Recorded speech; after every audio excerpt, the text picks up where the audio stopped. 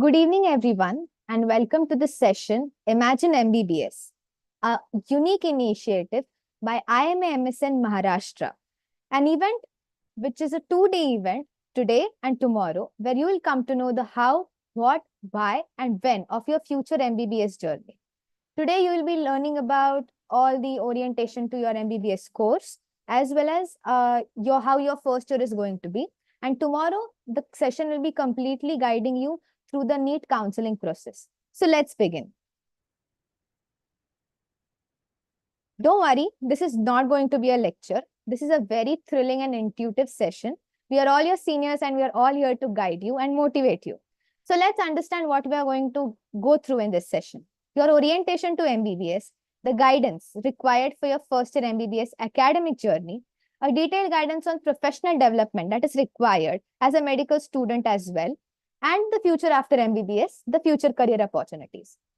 So let's begin with the first part of the session, the orientation to MBBS. Before I begin with telling you what all MBBS is about, let's understand the duration of our course. It is for first year is going to be of 12 months along with the foundation course that you have. The second year is going to be of 12 months again. The third year is divided into two parts. In total, it is of 30 months. The third year part 1 is of 12 months and the third year part 2, which is known as the final year, is of 18 months again.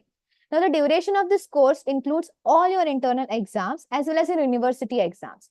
So in this whole duration, you have to study as well as pass your exams, and you also have to keep yourself fresh by participating in various activities. Now, your MBBS curriculum. There were some changes in the MBBS curriculum in 2019, after which we have adopted a CBME pattern of MBBS curriculum, which is competency-based medical education. Now, according to this pattern, you are expected to be thorough with specific topics in specific subjects, and you will be asked them in your Viva and theory exams. And once you are well versed with those topics, your exams will be very easy for you to clear. One more change that this curriculum brought was third minor year, that is your part 1, had initially FMT, PSM, ophthalmology, and ENT, these 4 subjects. Now, ophthalmology and ENT have been shifted to final year, and your third year has only 2 subjects, that is forensic medicine and toxicology, and PSM, that is preventive and social medicine, also known as community medicine. So, final year is going to be a bit heavy, but don't worry, we are all here to help you. NEET PG exam is now replaced with next examination. Normally, people start preparing for their post-graduation exam from the second year itself. Next will be in 2 parts. In the final year, you will be giving your next 1.0. And after your internship, you will be appearing for your next 2.0. Don't worry. Throughout the session, we will be telling you all the details that are required for you to know. Okay. So now I am going to give you a gist of your course, what your subjects are about, and what the whole year is going to be about. Now, the first year is going to be about 3 subjects: anatomy, physiology, biochemistry. Now, these are your preclinical subjects which form a base of your further clinical subjects that you will be studying in your subsequent final years, like medicine and surgery. So now, anat, physiology, and biochemistry. Big subjects. First time you are stepping into MBBS, you might think, oh my God, a lot of studies. So what you need to do? You need to socialize. You need to make new friends. You need to study in groups, have group discussions. Relax. Everybody of us has gone through this phase. And because we are your seniors, we recommend you to connect with us, network with us, because we did the same thing in our first year. And we could clear our first year because we had so many helpful seniors. And now we are here to help you guys. So don't worry. Follow these steps. Be relaxed. Be calm. Have hobbies. And you will get through it. Now, let's come to second year. Your paraclinical subjects like pharmacology, pathology, and microbiology. You will be stepping for the first time in the hospital wearing your white coat as clinicians, and you will be taught by doctors, experienced people, how to diagnose a patient, how to talk to a patient. And this all will be done during your clinical postings in your second year. Now, you might think, oh my God, so in my second year, I have to sit for lectures, I have to sit for postings, I have to sit for practicals. So I think this is going to be very hectic. Yes, but don't worry. Be in contact with your seniors, just the previous steps that I told you. Do group discussions, sit, study consistently, and In this year, you will get an opportunity to start your research projects, get research grants under the ICMR STS scholarship. Now, ICMR is Indian Council of Medical Research, which offers scholarship to students that is in the form of research grants for your research.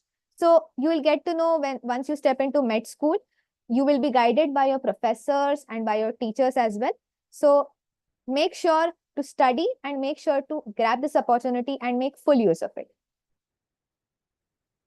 Now, in your third year, as I had mentioned earlier, you have two subjects, community medicine and forensic medicine and toxicology. Community medicine, also known as PSM, preventive and social medicine.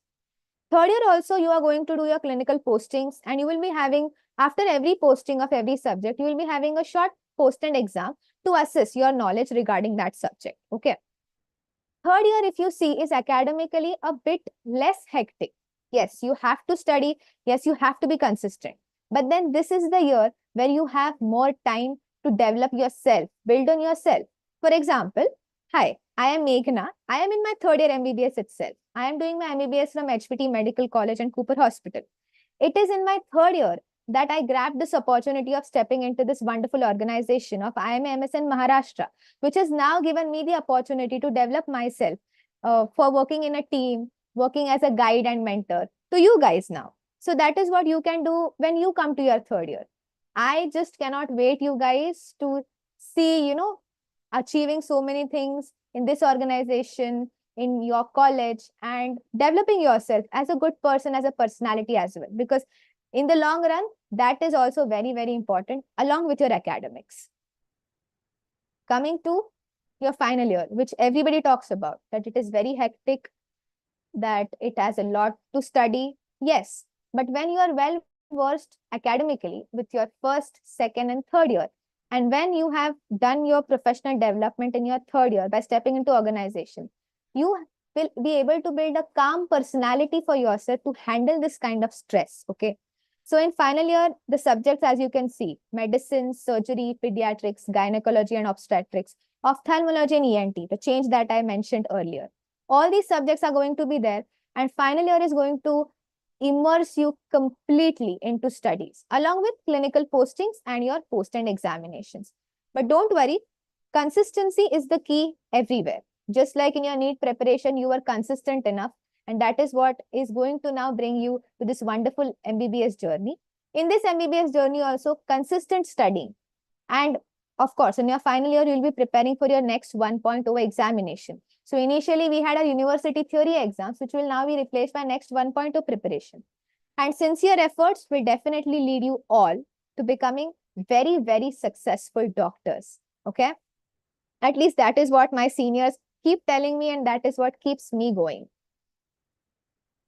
So now, in your internship, you will be working as actual clinicians. You'll be stepping into the hospital as actual clinicians, working there.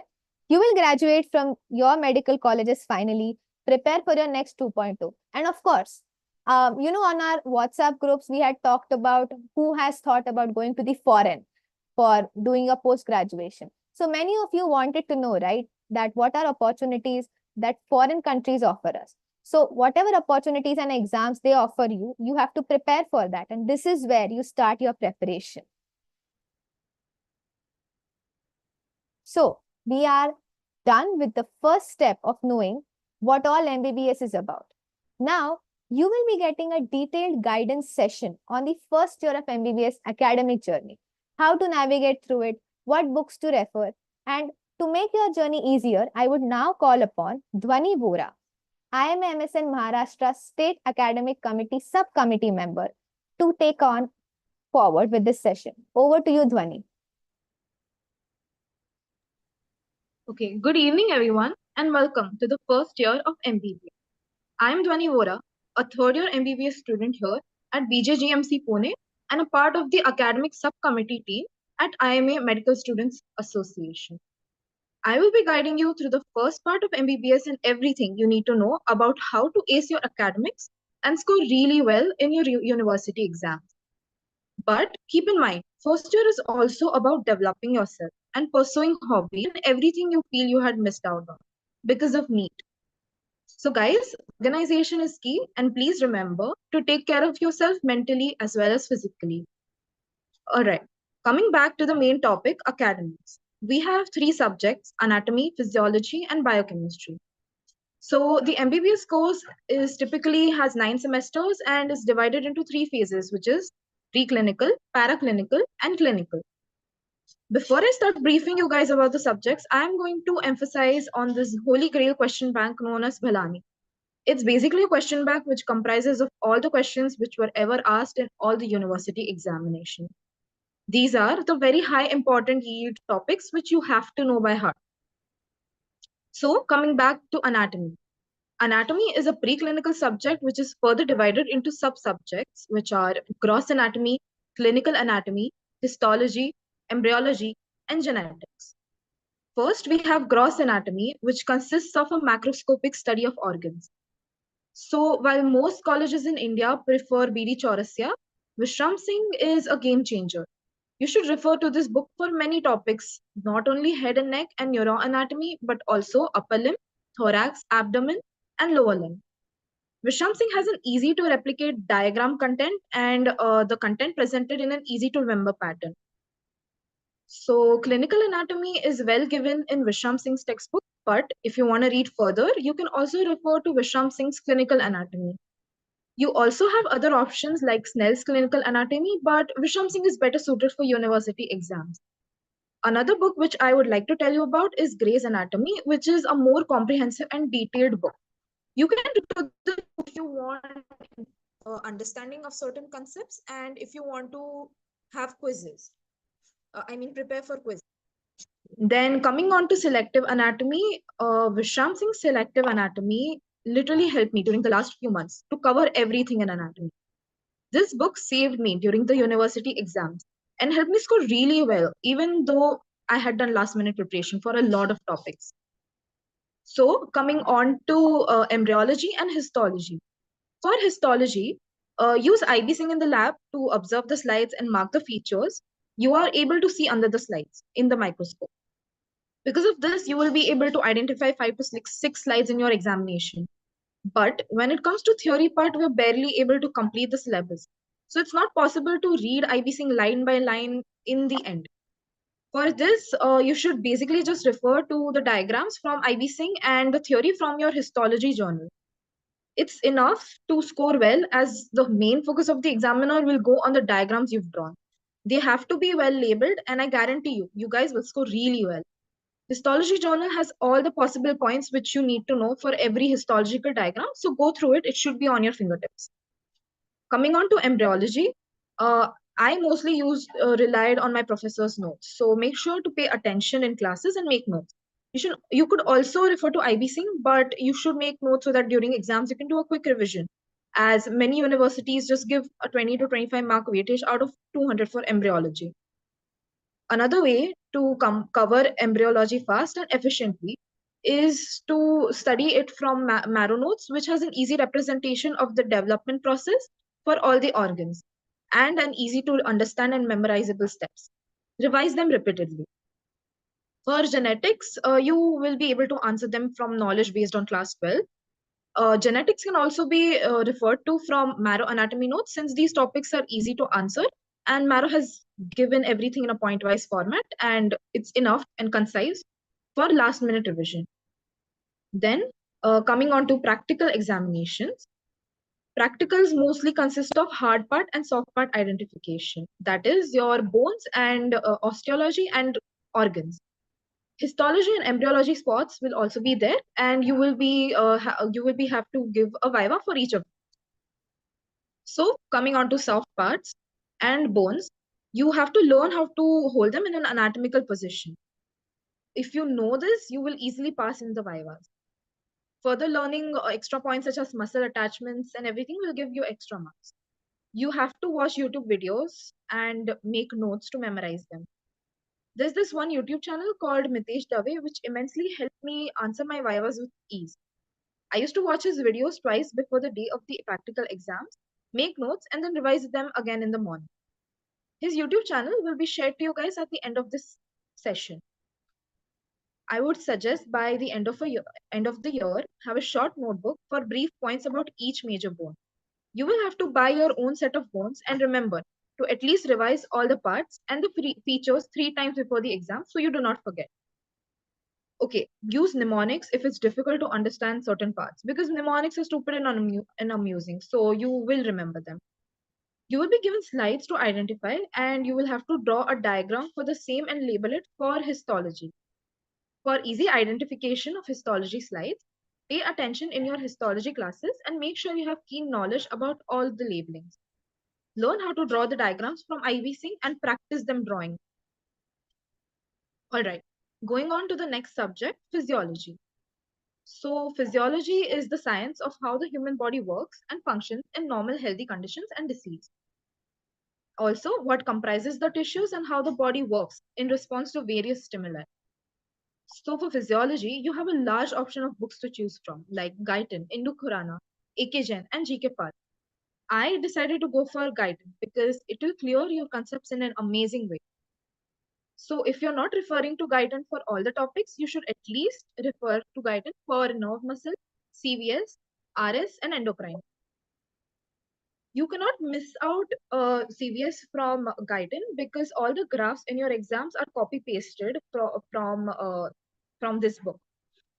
So go through them and memorize the labeling for the description of each diagram. Guyton has also top-notch explanation given beautifully for all physiological processes and graphs. Okay, going on to exam time, like concise revision during exam time, we have 3 books to choose from. Many people prefer Sembolingam, but there are other 2 books as well, which are Physicon and BJ Notes. Physicon is a review book on physiology. Okay, so about BJ Notes, let me tell you, this book is the best concise revision book ever.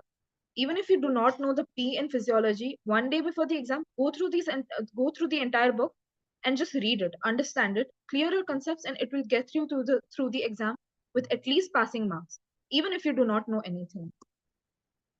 All the possible questions which may be asked in your exam are given, along with steps for all the physiological processes. It is the best book for topics you've never studied and when time is an issue. This book literally saved me during my examinations. So, coming on to practical examination, you will be having a clinical examination as well as hematology. So, for clinical examination, you will be having respiratory system, cardiovascular system, gastrointestinal system, nervous system, and so on. And for hematology, you will have various blood experiments to perform and to observe under the microscope. For this, learn all the steps from the journal. You have to revise, review, and build up on your concepts and pay attention during classes because all the questions asked in your vivas will be taught to you in your classes. Okay, now coming on to the final subject of third year, biochemistry. For biochemistry, we have 2 books, Satyanarayan and Jampulkar sir's lectures. Satyanarayan and Vasudevan. So Satyanarayan and Vasudevan, both these books can be referred, and you can learn all the tables and the cycles because they're very important, and you will have to go through them in order to score well during the exams. Coming on to for university exam, during concise revision for university examination, you should watch Jambulkar sir's notes and lectures, which are available on YouTube. Then refer to the textbook or the notes, and everything is given in a concise way, and it's given in a point-wise format. You can just write as it is given in the notes as in the exam, and you will score well. Cycles and flow charts are easy to remember and given in a nice representative way in Jambulkar sir's notes. If you're passionate and want to learn more, go for Lippincott. It is a great foreign author book for in-depth studies if you want to participate in quizzes. It gives a great in-depth knowledge about many biochemical processes. Coming on to practicals, always thoroughly go through your journal. You have to remember the aim, the principle, the inference, conclusion, and the calculations of each experiment. There will also be spots which will be taught to you. So make notes of that because you will have to identify the spots under 2 minutes. So it should be at the back of your head. Another book I would like to emphasize on is Anita Chalak's biochemistry book. So this book is really great because it has cases which are asked in your exams given in it. So during my examination, 2 cases were given as it is, copy pasted from this book into my exam. It was like 10 marks, easy marks in my hand.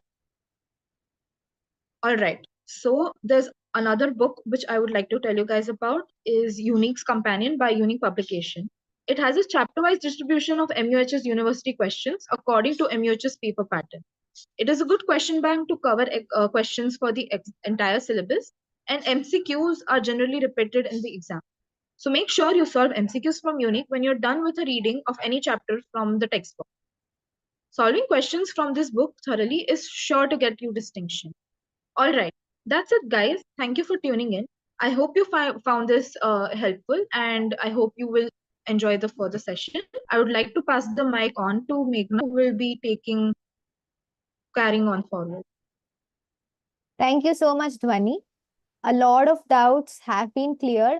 I know that you have heard a lot of words like unique solutions, Bhalani. We'll be sharing all those resources to you on our WhatsApp group, and we'll be sharing the important links as well that are study resources. So stay connected with us throughout the session.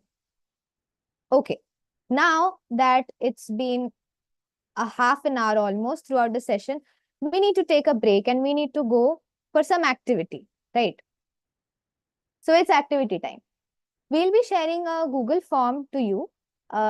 Link will be shared in our WhatsApp group as well as in the YouTube chat box. Just make sure to access that link, and there are some fun questions for all the just to enter students in MBBS. So make sure to answer them, and we'll be having a nice chit chat session on it.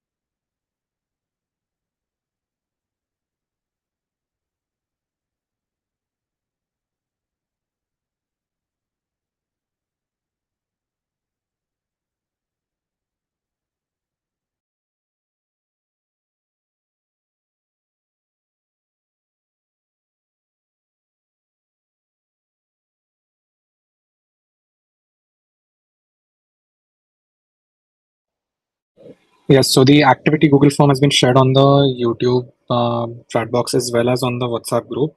So everyone complete the Google forms, and we'll be having a small activity after that as well. Thank you.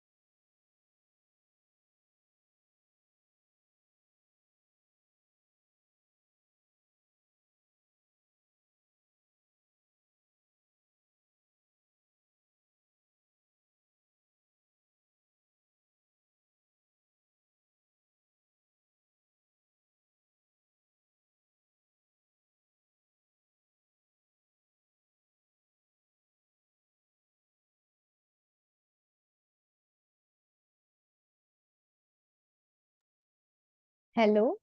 I hope you guys are having a fun time answering those questions. We'll be waiting for 5 more minutes and then we'll be carry forwarding with the further part of the session.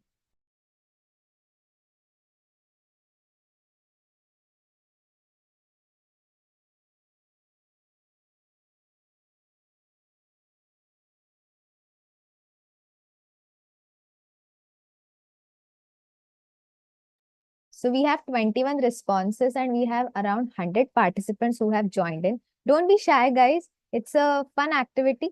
Fill it up and then let's have a session and an interaction on that.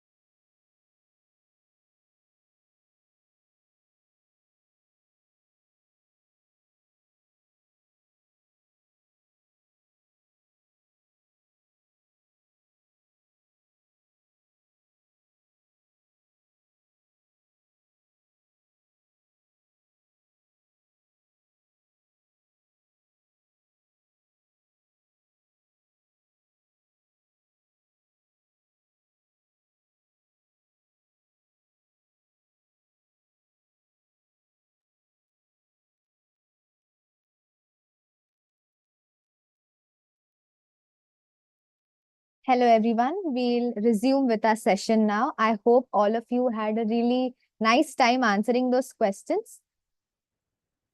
So now let me introduce you to an amazing soul, an amazing personality, a guide, a mentor to us.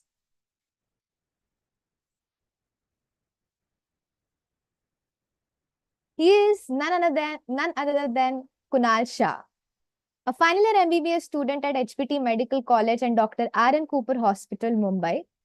He is the former state president at IMA MSN Maharashtra in 2023. He has won the IMA National President Award for Young Doctors 2022-2023 at the 98th All India Conference in Kerala. He has also achieved a gold medal in clinical paper presentation at IMA Mumbai West.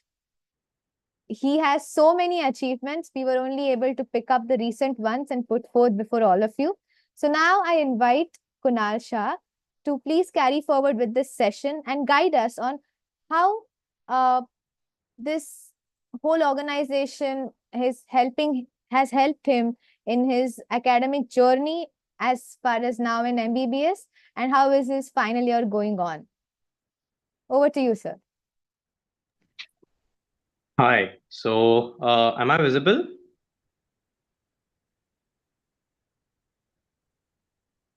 Okay. Hi guys. Thank you so much, Meghna, for this introduction. Basically, I started IMA knowing nothing about it. I just started off as a PRC subcommittee member making JPEGs on Instagram, which you guys see. And 2 years later, I ended up serving as a state president of the Indian Medical Association, Maharashtra State. So let that be, put aside. Let's talk about the vision and the idea behind it.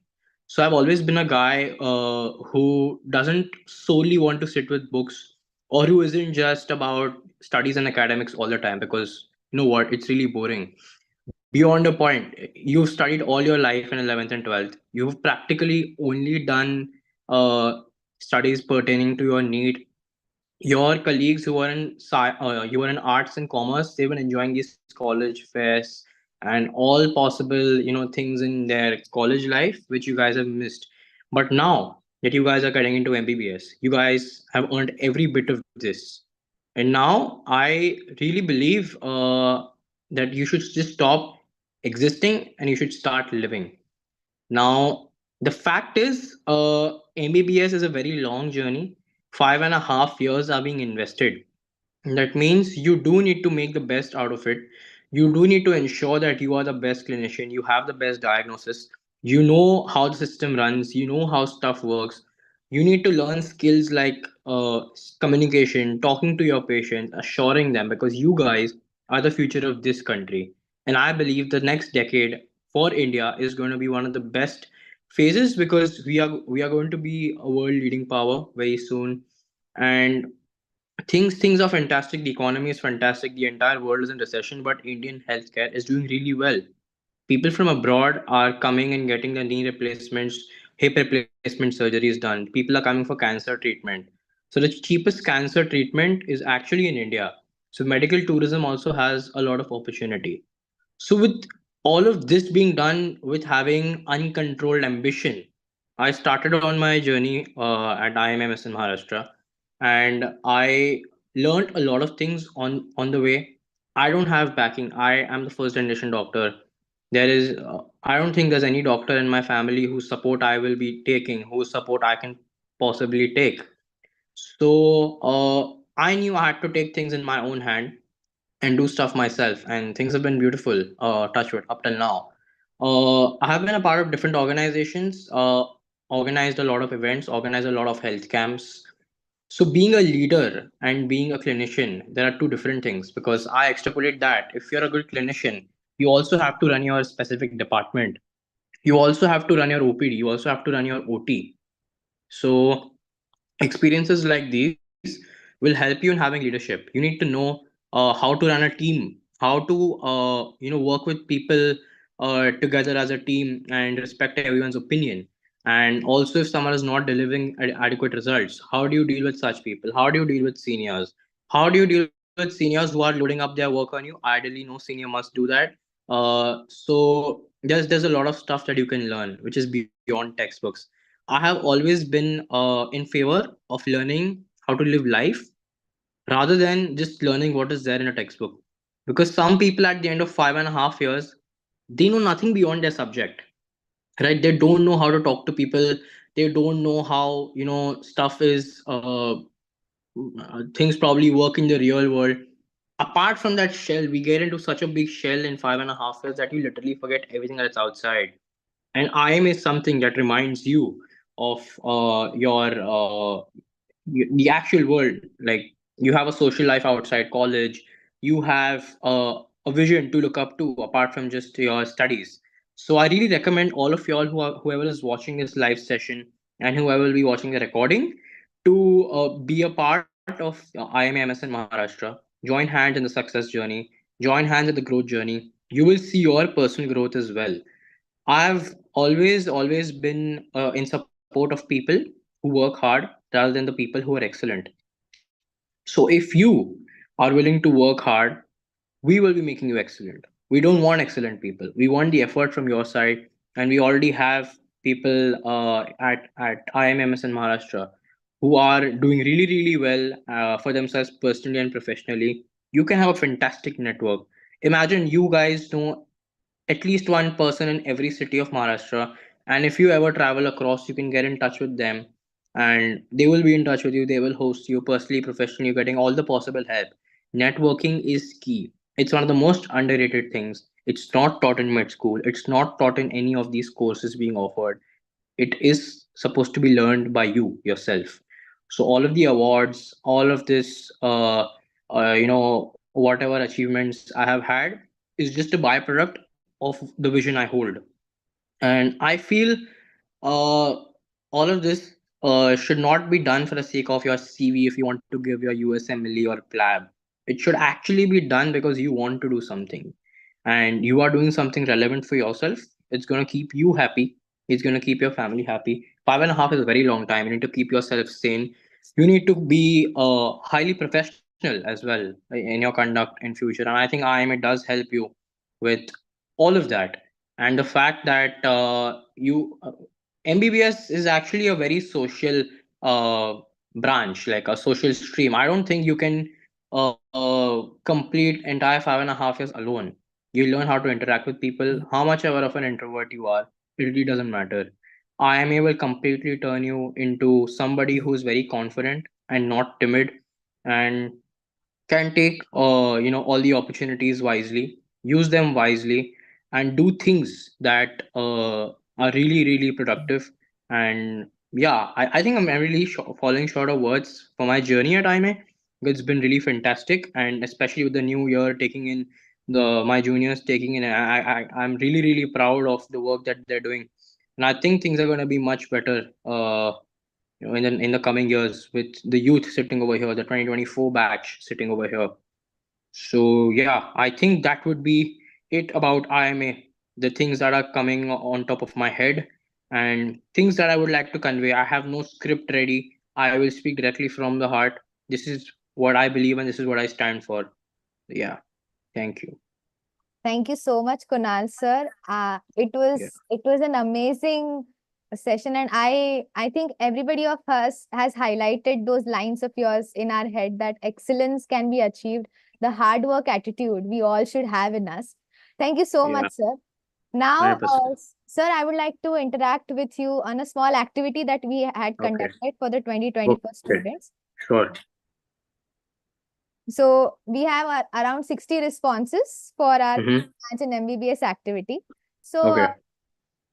I would like to ask you, Hmm. just a minute. Sure. Okay, so when you were studying back then, 3 years Hmm. back, when you were studying for your NEET, what do you think? Like, these are the 4 options that we could come out with. What do you think did you miss during your NEET preparation? I think I missed everything, all of this. See, Or I never went out with friends. I had no social media. I was absolutely in that shell, just wanting to get the seat. And now, when you have the seat, I don't really think it's wise enough to sit with your BDC and keep studying all the time. So, right. all of this needs to be done in your first and your second year. Definitely strike a balance. It completely depends on person to person. I feel I have done all of it. I have probably lived the best life in my first and second year. I have gone clubbing, I have gone for long vacations, I have gone out with my friends, I have gone for trips with them. I have done everything possible, right? And also about that self care, if joining IMA comes under that, I have done that as well. So yeah, I have achieved everything over here. So yeah. Okay. Sir, now the next question was how long was your NEET study schedule? I would like to ask you that what would you like to tell the students who are now entering MBBS about the difference in study schedule in NEET and in MBBS? Okay, so in NEET, you had a do or die situation, right? So you had no option but to be the best in the competition. So you had to go and achieve limits and break limits which you haven't been able to. I personally could do it for 10 to 12 hours productively, not beyond that, not the person I am, right? So 10 to 12 hours is fine. But in MBBS, I think day to day, if you give 1 or 2 hours of productive studies very honestly, you will be able to, have be in a very good position if you can do more than that for sure. But please don't go mad with 6 and 8 and 10 and 12 hours of studies because you're not a machine. You're just a human being who is willing to make a career. And yeah, I think just be very chill, be regular, be consistent. Consistency is key. Yeah. Thank you so much for that answer, sir. So now, what Yeah. was your inspiration to be a doctor? As you mentioned in your talk that you are the first person. You don't have any Yeah. and you are the first person to make this adventurous move. So what was your Yeah. inspiration? So I think when my grandfather expired in 2013, I was in fifth or sixth standard. I saw there was a very poor patient. Who she was the wife of I think a man who was got into the emergency department and she didn't have money to deposit, right? So the doctor said कि ma'am लोग अपना jewellery बेचते हैं, लोग अपना घर गिरवी रखते हैं, आप बिल भर सकते हो. And I really thought, are you serious? Like, you have to give your land on mortgage, you have to sell the jewelry which you've collected all your life just for medical treatment. I really thought I want to do something for Indian healthcare and change the entire narrative of the gap in the access to healthcare. The government setups being comparatively less efficient and the private setups being highly expensive. I wanted to bridge this gap and do something for India. And I think holding this current vision, I really have a lot of ideas and I really want to implement them. And also, I wanted to have fun in college, like for sure. Yeah. So yes, it is much more than I think paisa gadi mehenga ghar, and that is what Oh you yeah, are. 100%. Paisa gaadi, mehenga ghar. Every doctor is gonna have paisa gaadi and mehenga ghar. So that's never gonna be a question. It's gonna be a question of what impact you've created. Everyone is gonna have a Mercedes. Everyone is gonna have a very good flat, a very good bungalow, depending on wherever you stay, and a lot of money also. It is always a byproduct, not the primary goal. True, sir. True. Oh, this is a very funny question. What is your Yeah. first expectation from first day of MBBS? So we had some, love at first sight, cutting up Yeah. cadaver, painting. So how was your first day of MBBS?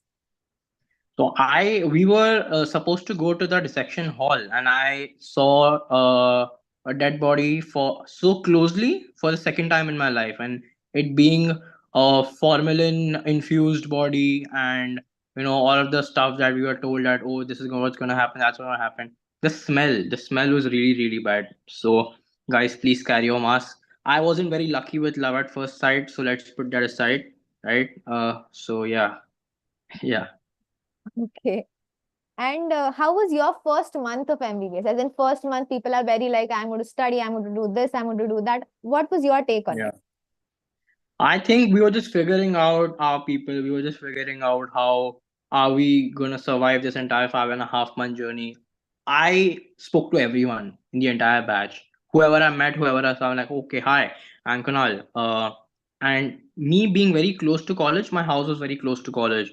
So I had informed everyone. If you guys are from different places of Maharashtra, if you all are from different places of India, please feel free. I will help you guys with arranging accommodation to whatever is possible. If you guys are missing home food, and I did invite a few friends over to my house as well for home food. Yeah, it was pretty good. Yeah. So networking is the key. Oh yeah, networking is key.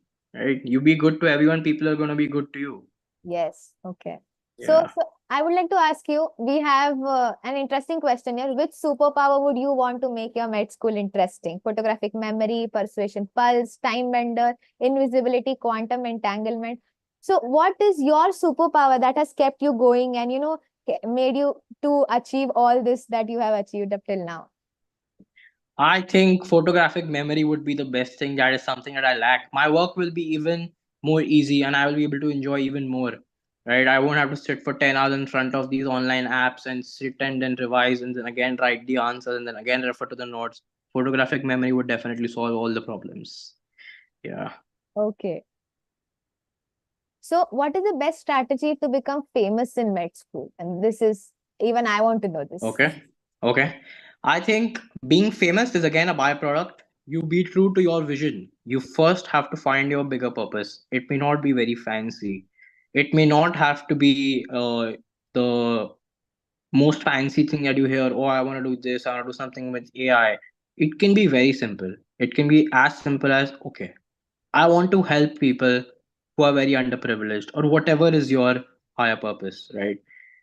Work towards that vision, start working towards it and keep failing on the way. And I think the failure is going to humble you down and people will respect you for being humble and acknowledging what you are going through because deep inside everyone wants to be relevant, everyone wants to be famous, everyone wants to be rich, but being very genuine and very open about your weaknesses, accepting your weaknesses, being nice to people is the formula to become famous in med school. Although I don't really think I am famous, but I think I have been true to my vision. I have been true to my goal, and I think yeah, I'm steadily moving forward. Your work definitely speaks, sir, and that is what is responsible Yeah. for your fame in the medical college. So, Thank you. me being right now the student representative of my medical college, that is the general secretary, Okay. I always think that what is the best, because I always feel that if you don't want to do anything in a medical college, you need to be close to the highest authority, that is the dean, is something Yeah. that I feel. So, what is the best way to impress him or her? I think just do good work, right? People may not be in the best institute or people may be in the best institute. It's never about being the best in your college or being proud about your college, but it's about doing things that the college is very proud of you, right? If you actually do things which are relevant, which will impact medical society, it is going to be really impactful. People will acknowledge your efforts, people will acknowledge your work. At the same time, there are always going to be people who want to pull you down and they're jealous of your work, and stuff like that always exists in the real world. Let's be very real in that, Very true, very right? true. The only thing is stay true to your vision, stay true to your goal, be very honest with your work. I think that's enough. Yeah. Thank you so much for that answer, sir. Now, I wanted to ask you that Hmm. now curriculum vitae for a medical student Hmm. has become very important nowadays. So, this was a normal question for students to answer.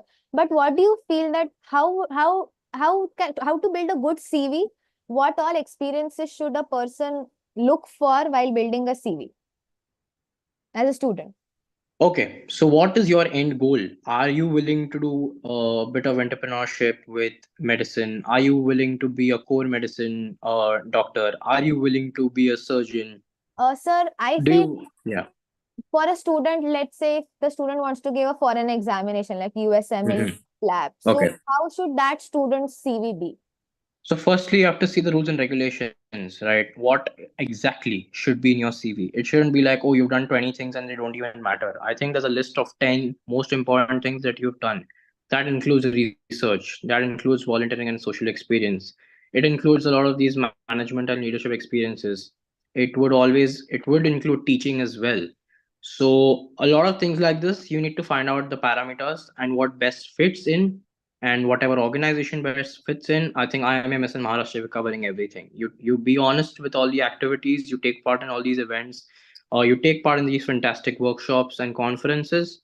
And I think you're going to make a CV very naturally and add an entire family outside of your medical college. So yeah, I think that sums up what the CV part should be at. Yes. Yeah.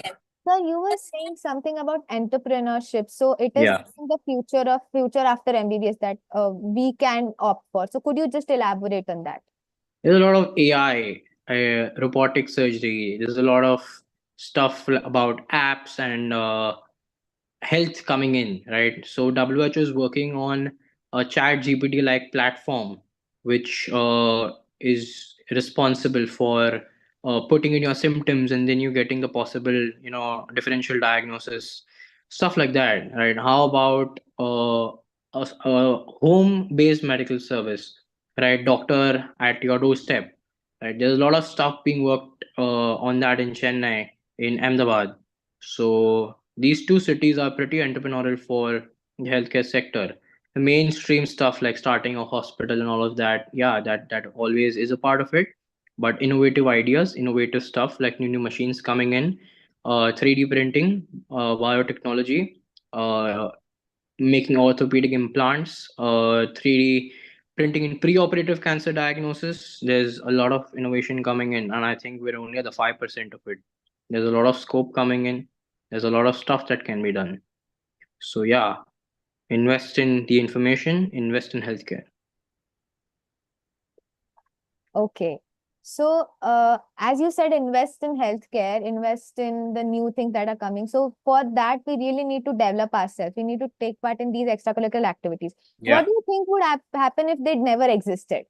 What do you think would happen? I think it's as good as looking at it as okay, if you know nothing outside the real world, you are literally in Stone Age and you don't even know anything beyond your particular thing. So, right now, being updated with technology is very, very important. If you are not, I think you're going to be as good as Stone Age because things are happening so fast. I think 10 years ago, I used to tell my mom to recharge for 200 rupees for 100 MB of data which or 1 GB of data which I used to use the entire year.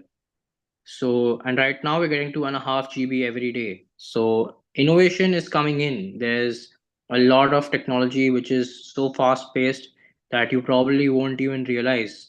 And if you miss the train, I really think you're going to be stranded there. And I don't think that there will be a very, very, bright future for you ahead if you aren't walking with the trend and if you aren't walking with the technology. Yeah.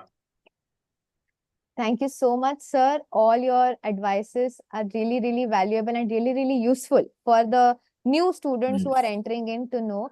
Thank you so much for giving your time. And I hope for everybody this session was very, very interactive, interesting. And we hope to meet you in person, sir, someday with the NEET 2024 students to get your Yeah, guidance. fantastic. Surely, I would love to. Thank you very much for having me here. Bye Thank bye. you so much, sir.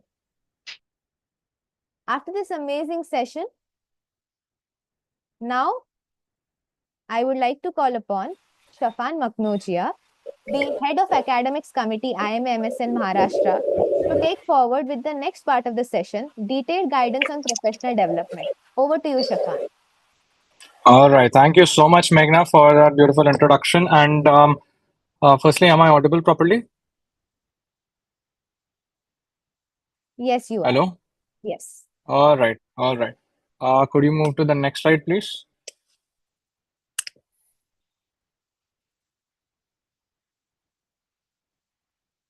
Yes. So, hi, everyone. I'm Shafan Maknojia, third year MBBS student at KEM Hospital, Mumbai.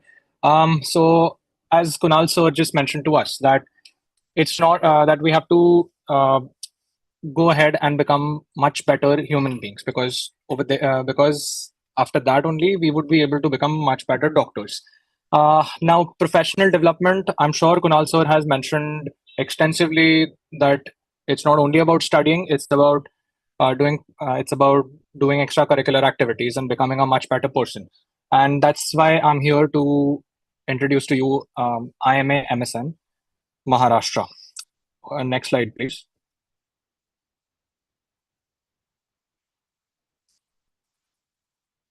So yeah, so IMA MSN Maharashtra is the organization that is conducting this particular event. And just a while ago, we just released a small poll asking what every one of you guys wants to accomplish in by the end of your first year.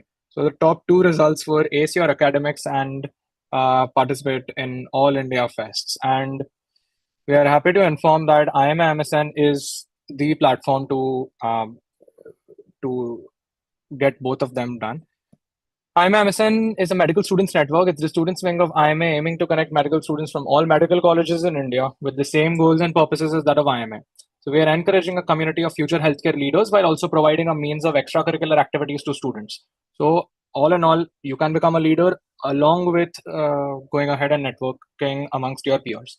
Now, mind you, why IMA is such an impactful organization is because even after you finish your MBBS, you would go ahead and continue being a part of IMA. It will be very important for your future. You will be able to get more patients. And also you will be able to network amongst um, the doctors of the same specialty that you choose.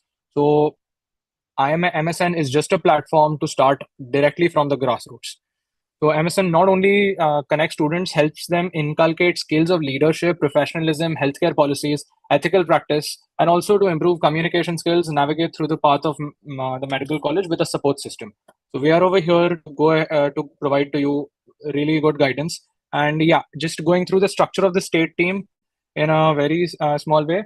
Um, each and every one of us from the team will be giving you what we learned from the organization and how it was really helpful to us. And yeah, I think that if you guys join IMA MSN, then we would be firstly very happy to guide you ourselves, and also happy to see what new events you come up with and what new ideas you want to bring forward. So the top core is of the convener, Geeti Malhotra this time, who would be addressing us right after my talk finishes. Along with that, we have a co-convener, the general secretaries, the national council member, the joint secretaries, and all the heads. So I am the head of academics over here. Along with that, I have my subcommittee members. We have 6 different subcommittees: academics, HRD, PRC, research, events and workshops, and memberships. So yes, I would like to pass on to Geeti Malhotra, a final year student at LTMMC Mumbai. So over to you, Geeti, ma'am.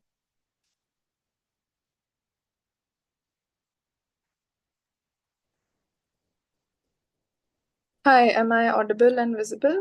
Yes, you are audible and visible. Okay, great. Hi, everyone. So I'm Geeti Malhotra, and I'm a final year student at LTMMC. I am the current state president at IMA MSN Maharashtra, and I'm here to share with you my experience as well as just some senior to junior advice. Firstly, congratulations on making it past NEET 2024, which was pretty crazy. So it's great that y'all have made it this far. So let's just begin with what's going to happen when you enter medical college and what I think you should look into and just how I think you should view this. So my suggestion would be that think of it as more than just an academic course. Of course, throughout the course of this talk, you're going to hear almost everyone emphasize on the importance of extracurriculars.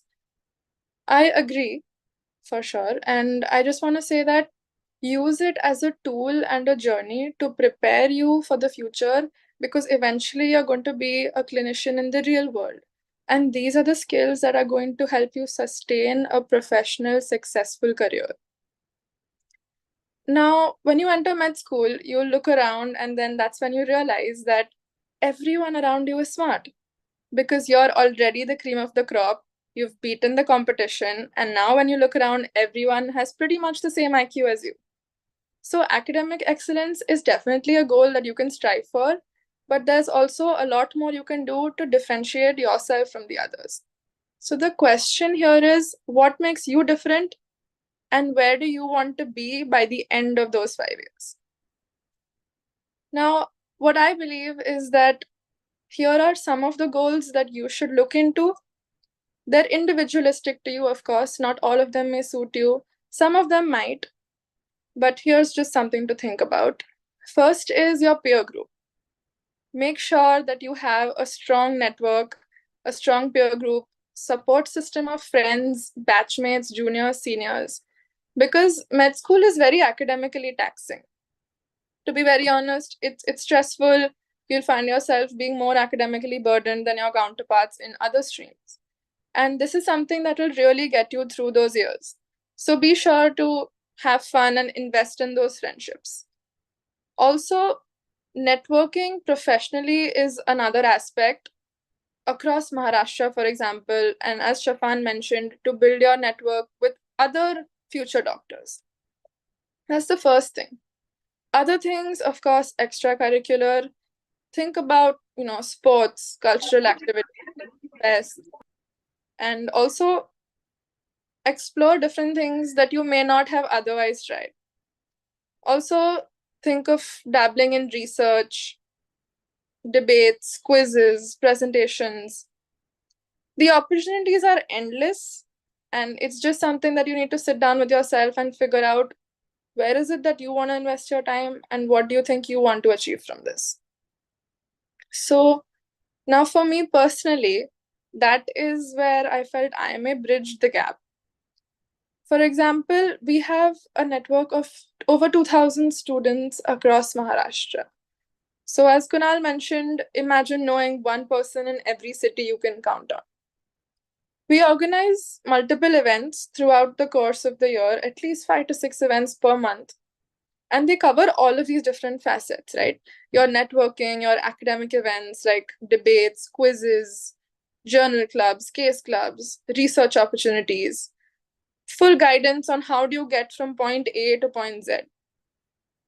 Also, I am very proud to announce that we organized our first ever student-led conference, which was a statewide conference held in Nagpur with over 300 delegates. So these opportunities with even, a fest theme to them have been added.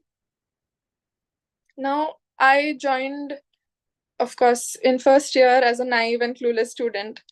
And I feel like now by the end of 4 years, I have grown in ways that I had not imagined. Of course, you're looking into, leadership skills, learning to grow as an individual. How do you interact with peers? How do you interact with seniors? How do you tackle problems that, quickly, like quick thinking, problem solving? You're going to be put in situations where you are forced to pick up on those skills. So for example, at the recent conference, we had a lot of issues regarding funds, and then on the spot you realize that, okay, you're short of funds or you're short of materials. What I mean to say is that these little experiences add up to a plethora of learning. So don't underestimate the value addition that those things will give you.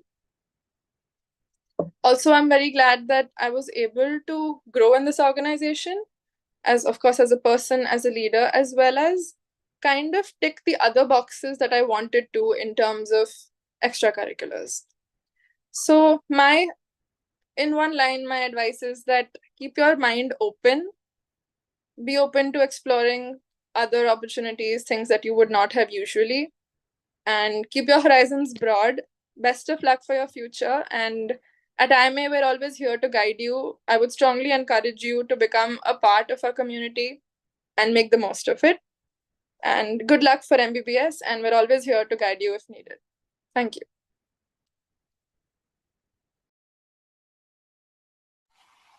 All right. Thank you so much, Geeti, for that brilliant insight that you gave. Could we have the next slide, please? So yes, guys, a little about myself as well. I again, Shafan Maknogia, third year MBBS student at KM Hospital. I'm the academics head at IMA MSN Maharashtra, and I believe that as far as events are concerned and as far as participating in extracurriculars are concerned, it is as important to organize them as it is important to participate in them. And therefore, I thought that the academics wing is a perfect place for me because I I I can go ahead and put up quizzes. I can have case-based learning sessions, which we have every month. So whenever you guys enter, whenever you guys become members, we are giving you guys the opportunity to go ahead, solve the quizzes, and be part of the case-based learning sessions. and it's a really interesting one. The best thing is that since there is a lot of teaching bias, like for example, in my KM hospital has a lot of good teachers, but that does not mean that every other hospital would have. So we would go ahead and we would get esteemed faculty. Sometimes the HODs also do join in order to discuss a case or two. And yeah, it's just a really good discussion that goes on, which can go ahead and help you guys out. Along with that, monthly quizzes for not only, now sometimes some people think that um, uh, final year students or third year students can do much better at quizzes. But mind you, we have a separate first quiz for first year students, which is the preclinical quiz. And along with that, we have a clinical quiz for second years, third years, and final year students. So all of this is all done to just help you guys out. So all the members really benefit from all of this. Along with that, we also did have a case and paper presentation competition recently held at IMA's Mumbai West branch. It's a conference hall in Mumbai. So this is another edge that IMA has, that we have offline locations wherein we can go ahead and host any event that we wish to. A little bit about myself regarding how I grew in IMA. So, my hospital does provide a lot of opportunity for students to grow over there only. But I think I made one fair mistake over there. I was not really communicating a lot with many people, and unfortunately, I couldn't get certain positions in the student council.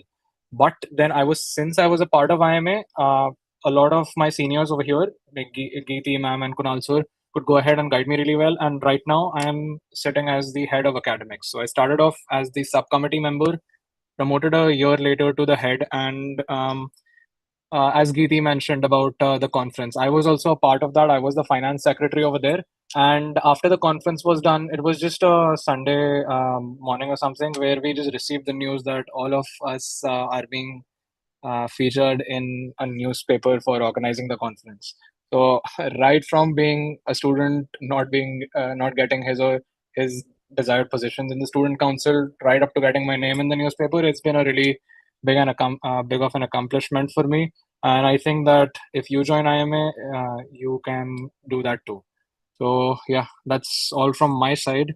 Thank you so much, guys. And I would like to pass on to uh, Dhriti Sukheja, who is the research head at IMA.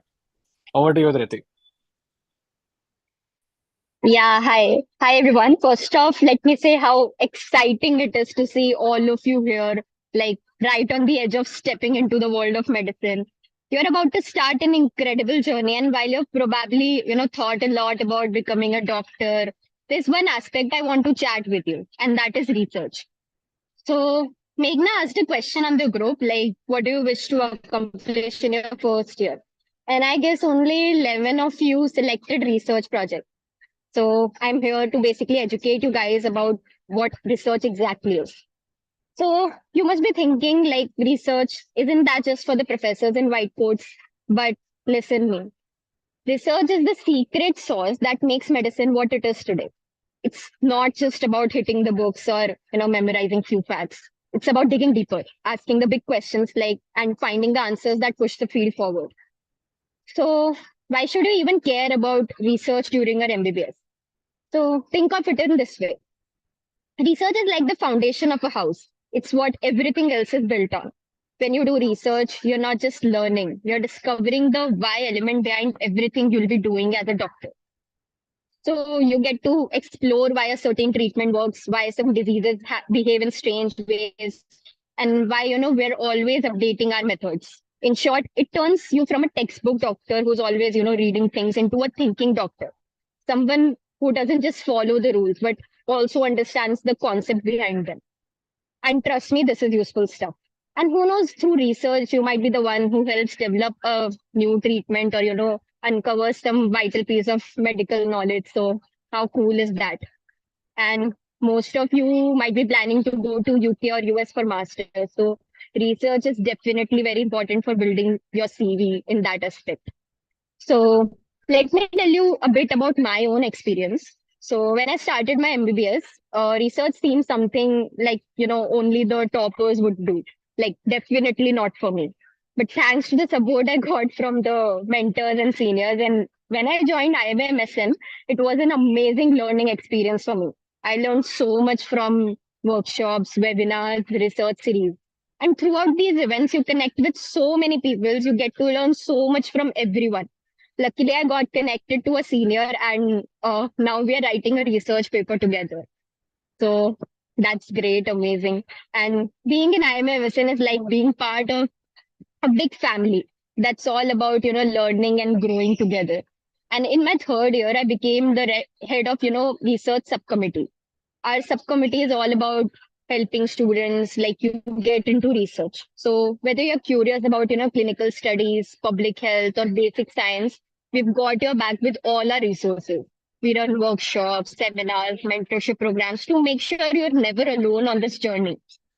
We have a journal club meetings going on every month in which we mentor two students, and we also conduct offline paper and case presentations, biostatistic series, research methodology series, in which you get to learn everything about research from scratch. So our goal is basically to make research something you're genuinely excited about and not just another box to tick off in your medical education. Lastly, I would like to say, as you step into MBBS, keep in mind that you're not just here to become doctors. You're here to become leaders in medicine. And with IMMS and our research subcommittee, you'll have all the support you need to make that happen. I can't wait to see what amazing things you all will do. So the future of medicine is in your hands, and with research, we can make it even more brighter.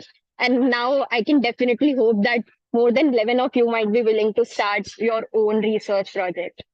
So thank you and good luck on this incredible journey. Thank you all.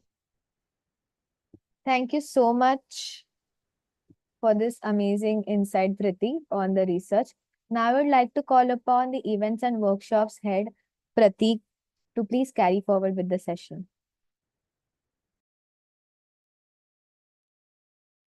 Um, can you hear me, guys? Yes, Yes. Pratik, you're audible. Amazing, amazing.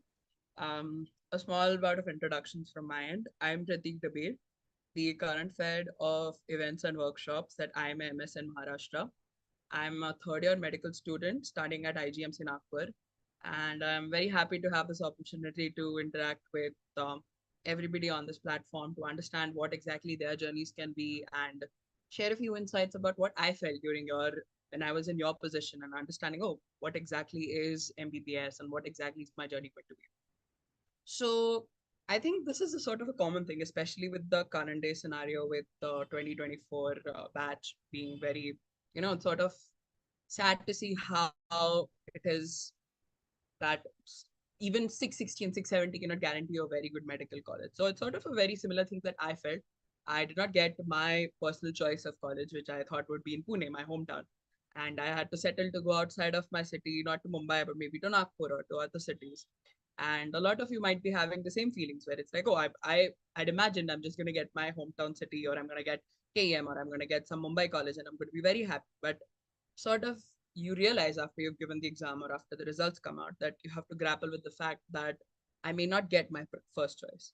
I was in a similar situation where I got IGGMC Nagpur, and it took a little bit of it took a little bit of time. So I had to adjust to everything. I had to adjust to new friends, a new way of living, a new way of how people would go about in their lives. And I was very, very, very fortunate to have found IMA in my first year. I joined in as a subcom member for IMAMSN at the Events and Workshop Subcommittee, and it was sort of like I found family within the medical fraternity. I had a great head, I had great subcom members where I could share everything I wanted. Some things that maybe I could not share with my college friends, some things that I could not share with my parents because like most of us here, I did not come from a medical background where people would be very aware of how things work in a medical college. So IMA gave me that platform to be feeling like a sense of family, feel like I could express myself, where some things that I really felt ever since I wanted to become a doctor, that I wanted to introduce this right from when I became a medical student. So events and workshops gave me this outlet to work on projects that I really, really wanted to. I'm really proud to say that we've done incredible events such as for raising awareness. We have worked on menstrual awareness camps. We have done first aid events and CPR workshops for school-going children, so that we can talk about how they can benefit from that. We've worked on offline events such as seminars from eminent neurologists, cardiologists, other doctors to do ECG workshops, to do neurology workshops. And most importantly, since the college that I did go to did not have a very strong fest culture like most colleges do, I was very, very, very happy to have brought Nagpur's first ever academic conference to IMSN. So I was the chief organizer for this conference, and I was able to bring these ideas that I really had ever since I was a first year medical student and bring them forward and have them be my creative babies, as to say. And I'm very, very, very thankful that IMA gave me this opportunity to do this. You can see the entire team, the Plexus team. So yeah, I mean, I was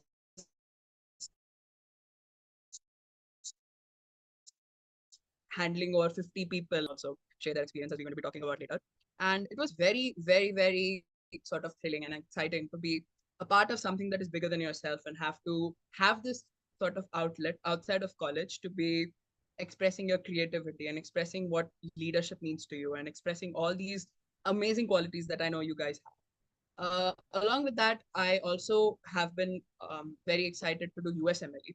So that has been a goal of mine to crack USMLE and go forward and pursue a residency in the US. So through IMA MSN, we have done a video series with matched candidates. So basically, I mean, it's too early to talk to you about the exact specifics of how USMLE works, but there are a lot of things that you have to work on from the beginning.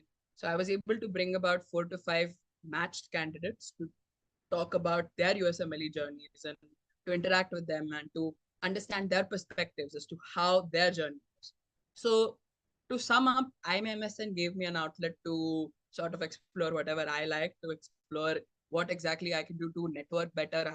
I can say I have amazing friends across Maharashtra now, not just my college, but in BJ, in KM, in Sion, in GMC in Nagpur, AIMS, everywhere. And partly thanks to IMA, I have had this amazing opportunity and had the opportunity to interact with so many people. So yeah, would definitely say to join IMA, to join our extended family, and looking forward to interacting with everyone in more events like this. So yeah, thank you so much. Thank you so much, Prati. Your personal experience has definitely helped the NEET 2024 students, will definitely help them to, connect with the seniors and network, and definitely it will motivate them to join our organization. Now, I would like to call upon the HRD committee head, Sanvi, to take the session forward.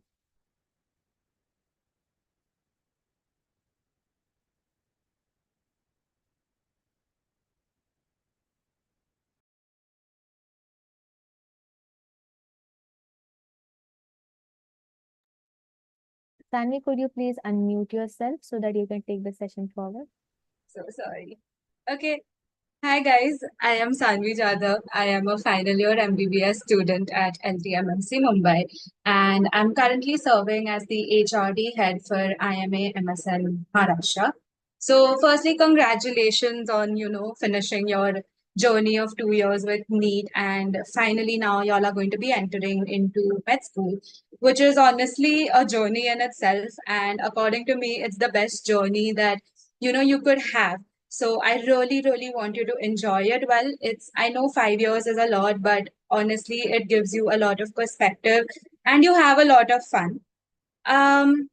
So also, I'm kind of like really glad that IMA is doing this session for you guys, because in the start of your first year, you can feel really, it can be really taxing to navigate things and to figure things out. And I'm glad that our team is doing that for you and helping you out in some way so that you don't feel lost in this journey.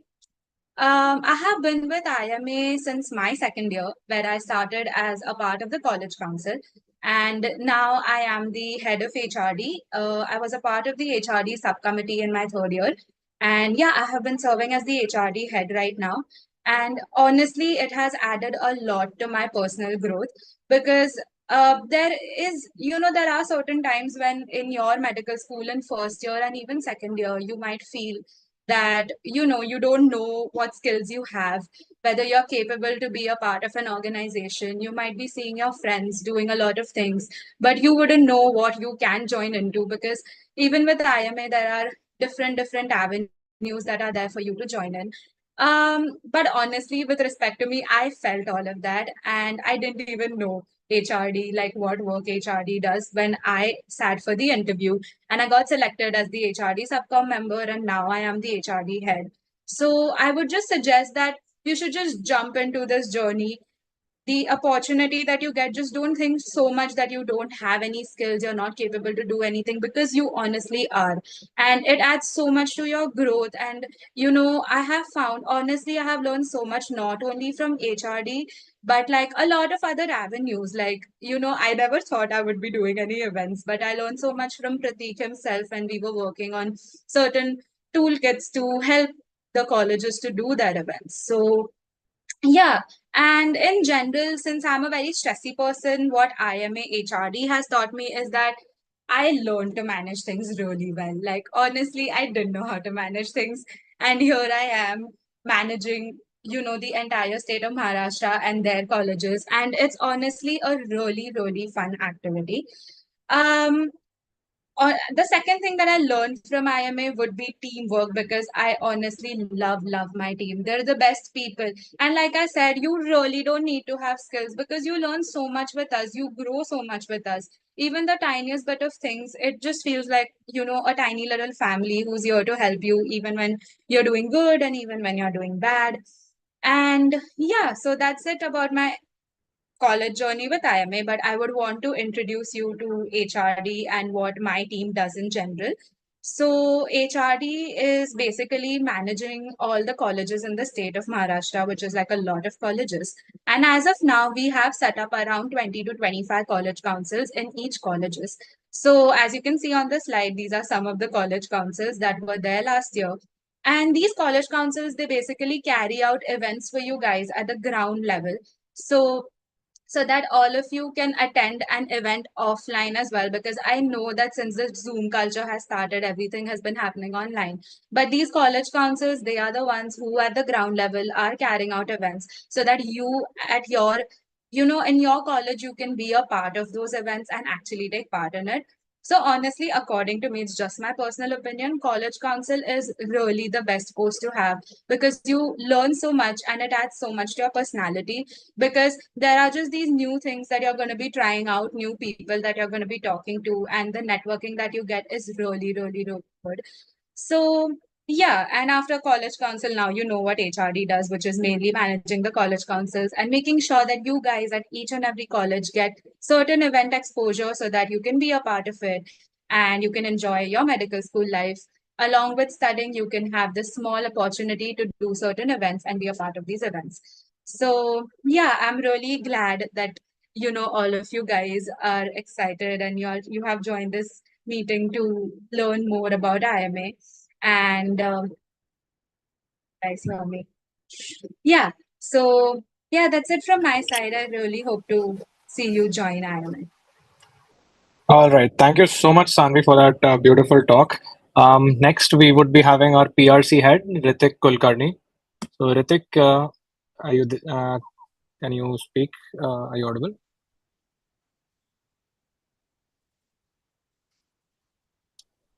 Can't hear you, Ritik.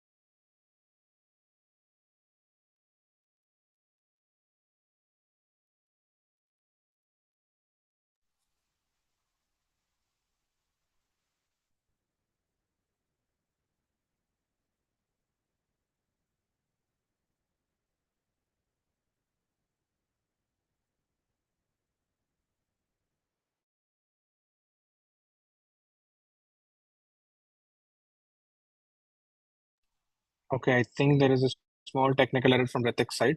Um, we'll take Ritik afterwards. So next would be having Lekha Vardhani. Um, Lekha Vardhani was the previous membership's head, currently the state joint secretary. So over to you, Lekha. Okay, hi everyone. Good evening. So it's a pleasure to have you in your first event of IMA. I look forward to seeing all of you again after this. So as Shafan introduced, I'm Lekha Vardhani. I'm the Joint Secretary of IMA MSN Maharashtra, and I'm the previous membership's head. So when I joined IMA in my first year of college, just like everyone else said, um, now looking back, being in my third year right now, IMA has helped me set myself a class apart. And that is something that I never thought it would do for me. But yes, everyone mentioned that you get the opportunity to collaborate with your fellow students, with doctors for events, with prominent personalities for work, and a lot of these things. But IMA also helps you create opportunities. Being a part of this team, the freedom that you get to create opportunities, to put forward your ideas, to exchange mindsets, and come up with excellence is something that I've always been very grateful for. So just like it was been mentioned before, that you need a good CV whether you want to go abroad, but also you have to know that even if you're in India, if you want to get research internships, observerships, scholarships, or any of these student exchange programs, your CV is looked at, and your interviews are taken. So to put your best foot forward on all of these things, you need a good CV, and IMA is a place that is going to help you build that. And so why do you need to do this? I can just read my books and become a doctor, right? So why do I need to do all of these extra things, waste my time, waste some hours? But that's not really true. As Kunal, Geeti, and the others mentioned, being a doctor is, yes, it definitely is knowing your skills, knowing your knowledge, but it also means knowing how to communicate, how to connect with patients and with doctors, and knowing how to network. And these are skills that you gain only through experience. These are not skills that are just going to come up once you start your profession. So yes, with that being said, IMA has made me a leader today. It's taught me lessons that are going to come with me till the end of time. And that solely has to do because I got to work with a team with such competent and inspiring people who want me to be my best, and with people whom with I get to work every day, and I get to improve every day. And that is an environment that I would exchange with nothing for. So yes, I will always be very grateful for that opportunity. And the current office bearers, the previous office bearers, these are such inspirational, ambitious people. I've learned a lot from them and from my juniors as well. So, yes, with IME, I guarantee you, you learn everything every single day. None of it is going to be a repetition. You will learn skills, you will learn something or the other every single day. And that is something that I think is the most valuable lesson, and it's the best place to be in.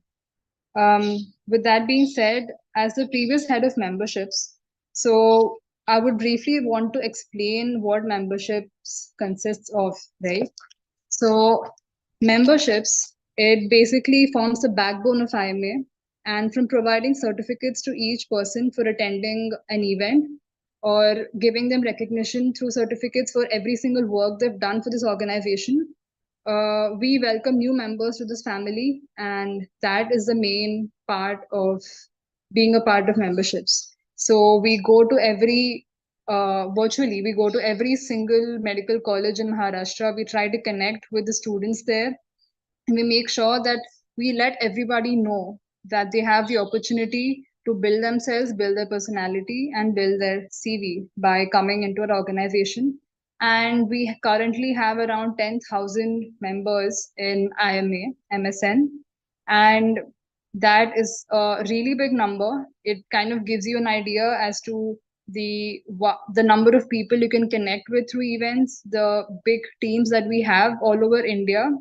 And yes, also with that being said, there's also a junior doctors network and a doctors network in IMA, which means that your journey with us doesn't stop in these 4 years.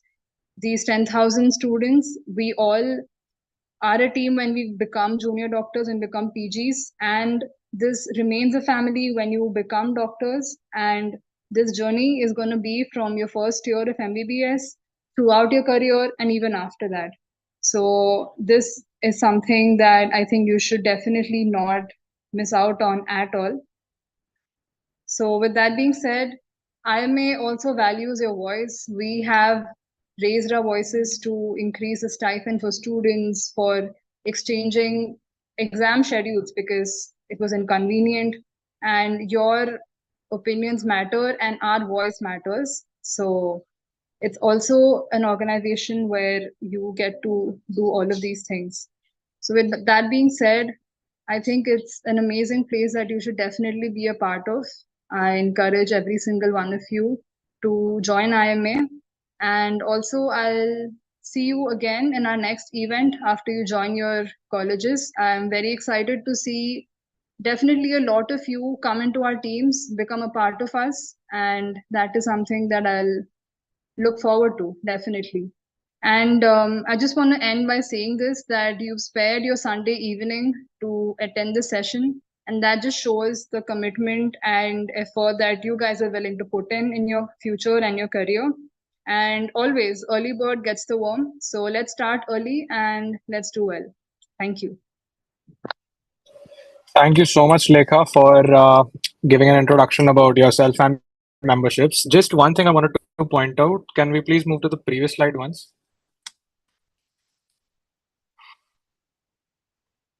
The one with the memberships graph, please.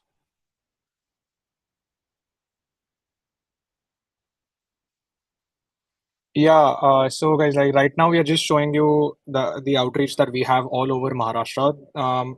10,000 members are present all over India with us. So essentially, IMA has IMA of different states have their different state core members. So over here, Lekha, me, we both are in the state core teams. And as you see, then Mumbai, Nagpur, Wardha, Pune are the top 4 cities where we have our members, and this gives you an understanding as to how many members are present in these cities. So if there is an event in Mumbai, all of the IMA members from Mumbai can come up to join. Others also from out of town, they also could come. Now we are very much willing to go ahead and increase our membership count in other cities. So even if you get other colleges, of course, you can set up your own college councils over there. You can go ahead and host events, and we'll be guiding you all throughout the time in order to boost your CV, especially for those who are interested for doing offline events. Okay, but nevertheless, even if you are a part of some other state, you can obviously always join the IMA core team in that state as well. With that being said, I think I'll pass it on to Ritik. Ritik, could you please unmute? Hello. All right, you're audible. Yeah. Okay, Please, great. can we go to PRC?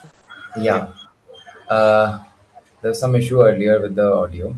So, hello everyone. I'm Ritik Kulkarni, finally a student at Sion Hospital, head of public relations and communications at IMAMS in Maharashtra. First of all, congratulations on clearing NEET. MBBS will open a whole new world for you, and it'll start with this session right here.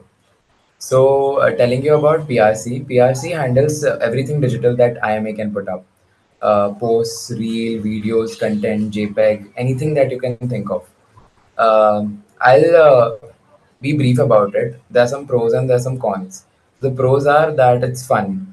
It's a new set of skills that will be handy to use, considering your colleges will be having some fest, or as Prateek said, as a part of IMA, you will be able to hold fests of your own, which he did for the first time.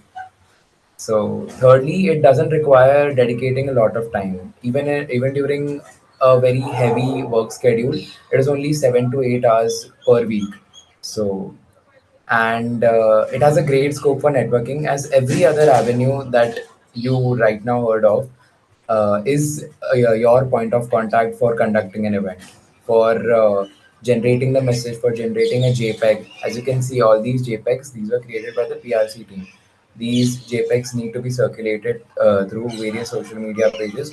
So we get participants, we like this, we get sponsors like this, and so you'll be a point of contact. So you will get to know about the nitty-gritties of particularly like every other avenue as such, and you can have as much scope for creativity as you can think. So you can put out anything that you can think of. For starters, like we had a vaccination health camp at 4 different locations. To put that in a JPEG, and I really did not have an idea. So this was the original that you see, the special soda JPEG, and this was converted into the vaccination health camp. So whatever, it's something that I could create and I could think of, I could put it out, and it was looking good. The cons are, if you're starting afresh, which you are, it takes some time and foresight to create good content. Like you will have to take time and frame your content that might look simple and graceful. You will have to be active in responding to other avenues, as their work depends on you. uh, their message circulation, their participation depends on you. There is less chance of on ground experience, and the deadlines can be short sometimes. Personally, I decided to do something like this because I like doing this stuff. I like to take my time and put out something that only I can think of. It makes me go beyond my comfort zone and create something. This is a personal anecdote. When I was new to learning all about all things tech, I developed an interest in Microsoft Power BI, which is a software for used for data representation. We all know about Sheets and Google Docs, and you might be familiar with Notion and Anki, but you might be surprised to know that Google has a tool for data compilation and presentation, which is called Looker Studio. Later that year, I was asked to compile some data for our Simpo team at our college, and we ended up winning because we had a solid research. So, because of this, I was the only junior co member of my college academic fest, which gave me a lot of experience to managing teams, delegating works, participating in all the events, and giving me enough confidence that in the next year I could be the core of the team and lead a team of my own. This experience became a part of my work style and paved my way as the head of PRC at IMA. Along with that, like everybody else has already said, I was able to also get a good set of company while learning all of this, and I was able to balance this with my academics based on the conversations that I had with many people. And this is, I think, the most wonderful part about medicine, is that you learn a lot about every other person, because you are right now at the uh, you are the cream of the crowd. So you will learn as you go forward, and you'll constantly want to improve, so that you stay with the same group of people that you first loved when you entered the college. So uh, I think if something like this fancies you, then welcome aboard. That's it. All right. Thank you so much, Ritik, for giving the insight into PRC. Um, I would like to call on Taisha and Soham. I did mention to most of you guys about the All India Fests that we have here at IMA, and this was one of the best ones that we just had recently only, the Plexus MSN Con, and yes, so Taisha, over to you. Yeah, hi everybody. A very good evening to you all. So I am Taisha Kaur Sethi, and I'm a third year medical student at NKP Salve Institute of Medical Sciences at Nagpur. So Plexus was just an idea that came to us about a year ago, in the months of April and May, when we'd gone to Insight at Ames Delhi. So Prateek, I and a few of our friends, we'd gone, and we were thinking of why not come up with such a thing here at Nagpur. because Nagpur, you do have a lot of medical colleges in and around, but these opportunities are limited in this region. So it was there that the idea of Plexus formed, and finally, in the month of June, we were able to carry this out very successfully.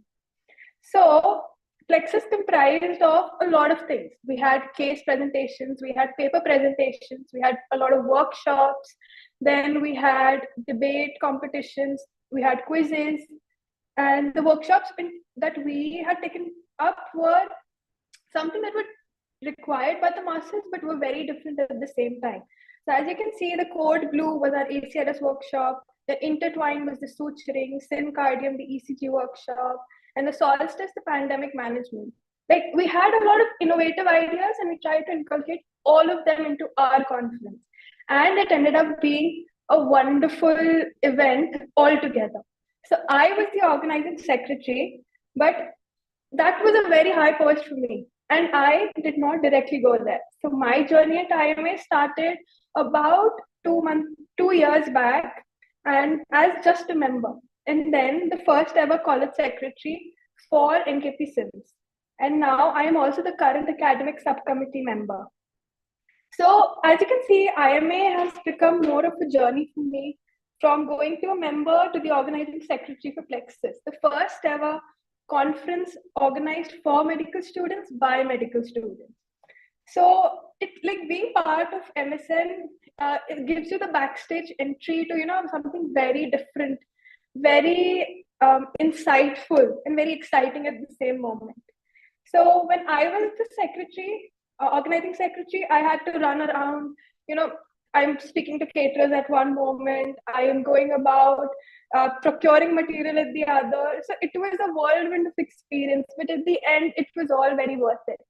Because we had put up an event with support from IMA, but also from the students. So a team of 50 organizing people with 50 different opinions, inculcating all of them together and building such a relationship that today we're not just the Plexus committee, we're more of a Plexus family. So that was Plexus for me. Well, not everything worked out in our favor. We had hiccups, we had ups and downs, but at the end, everything went very well. So yes, that was Plexus. But I believe IMA has not just provided me with Plexus, but also with the community. The Plexus community and the delegates, like having around 350, 400 delegates come in is a lot. It's a huge number.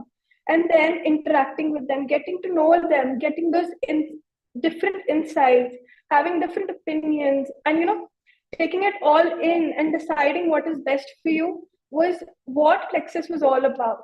Where ideas and people connect was the tagline, and we stood true to it. And I believe that Plexus has not just helped me build myself as a person and also my profile. Like, we're going on LinkedIn and we're searching up what else to do. But why not just look in front of us as to what can be done? So I have a CV that is kind of good as compared to the others by being a part of the MSN family. So here, I do plan on giving my USMP this year, hopefully. So for that, you do need a very strong CV. And I believe IMA has helped me do that. So the first thing that I am deeply grateful towards IMA in my USMP journey is when you go on the internet and you search for guidance or something for that sort, for USME step 1, step 2, all that, the entire process. It is very exhausting and you get a lot of different opinions altogether. You're not able to really narrow it down as to what do you want or what guidance to follow.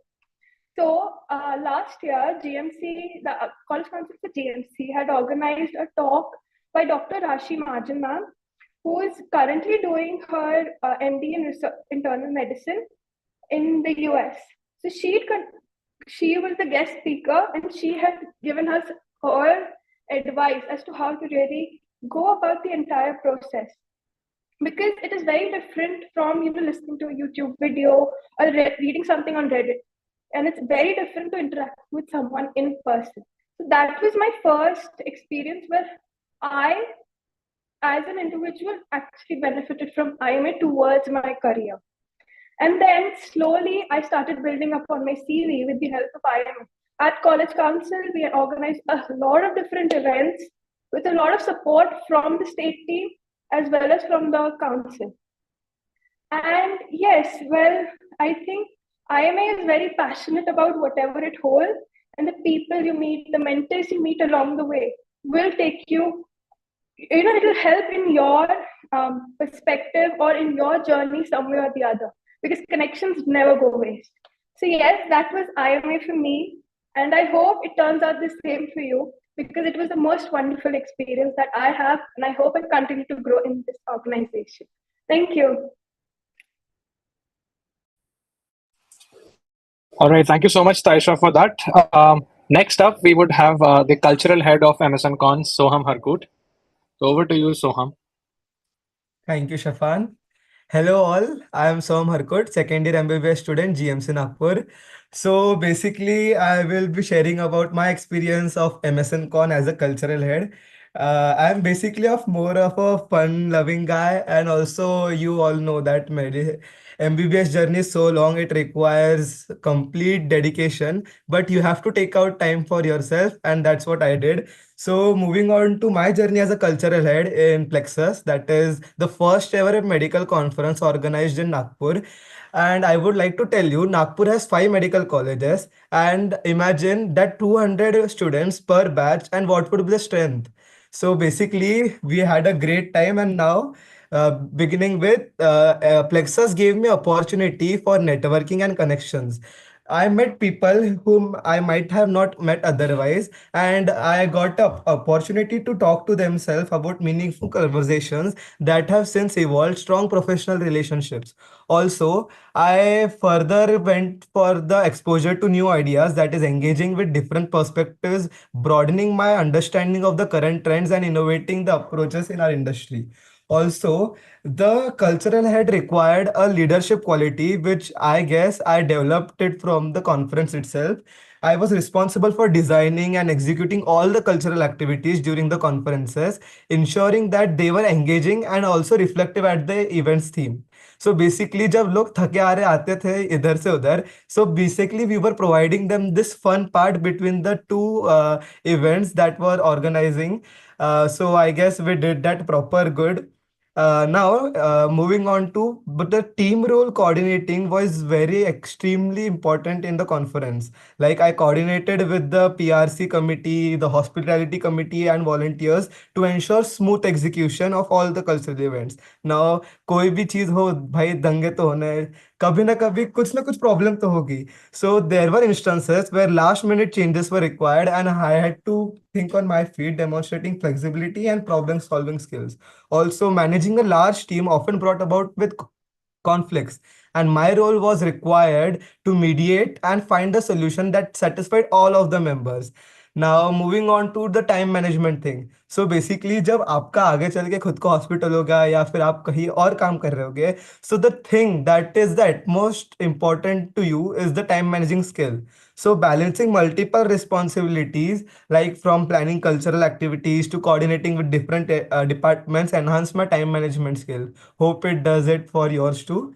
So now, all you get is that you might be thinking how much confidence I might be having now. So this is all about joining the IMA and conducting such events. So IMA has helped me improve my confidence and also provoke the leadership qualities within myself. The MSN conference was not just an event for me, it was a pivotal experience that not only expanded my professional network but also honed my leadership skills. Also, I would like to draw your attention that IMA MSN is just a medical students network, but also we have senior IMA members. So basically, you have a good time with coordinating with seniors in your field and asking how this field works and networking with them. So it's all very grateful to have in it IMA. Thank you all and hope you to see you soon. Over to you. All right, thank you so much, Soham, for that wonderful talk. And we are almost about to approach the end of this session. Could we go to the next slide, please?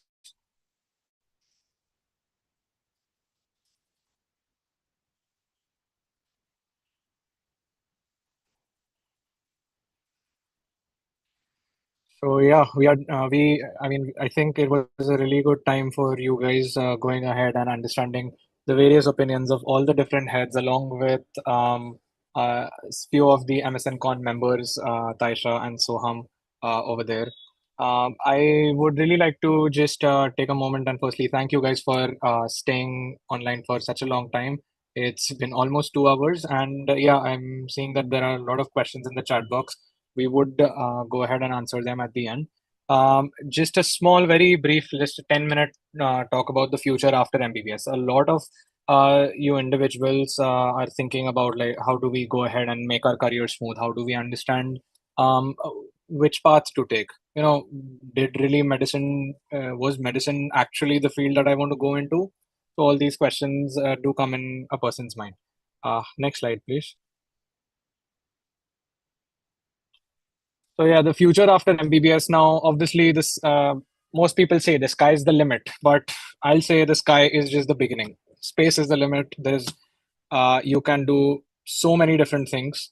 Of course, let's just divide the future. I mean, the future careers after MBBS into two types. Obviously, most of us would be wanting to follow the medical lines, post graduation in either some medical branch or a surgical branch.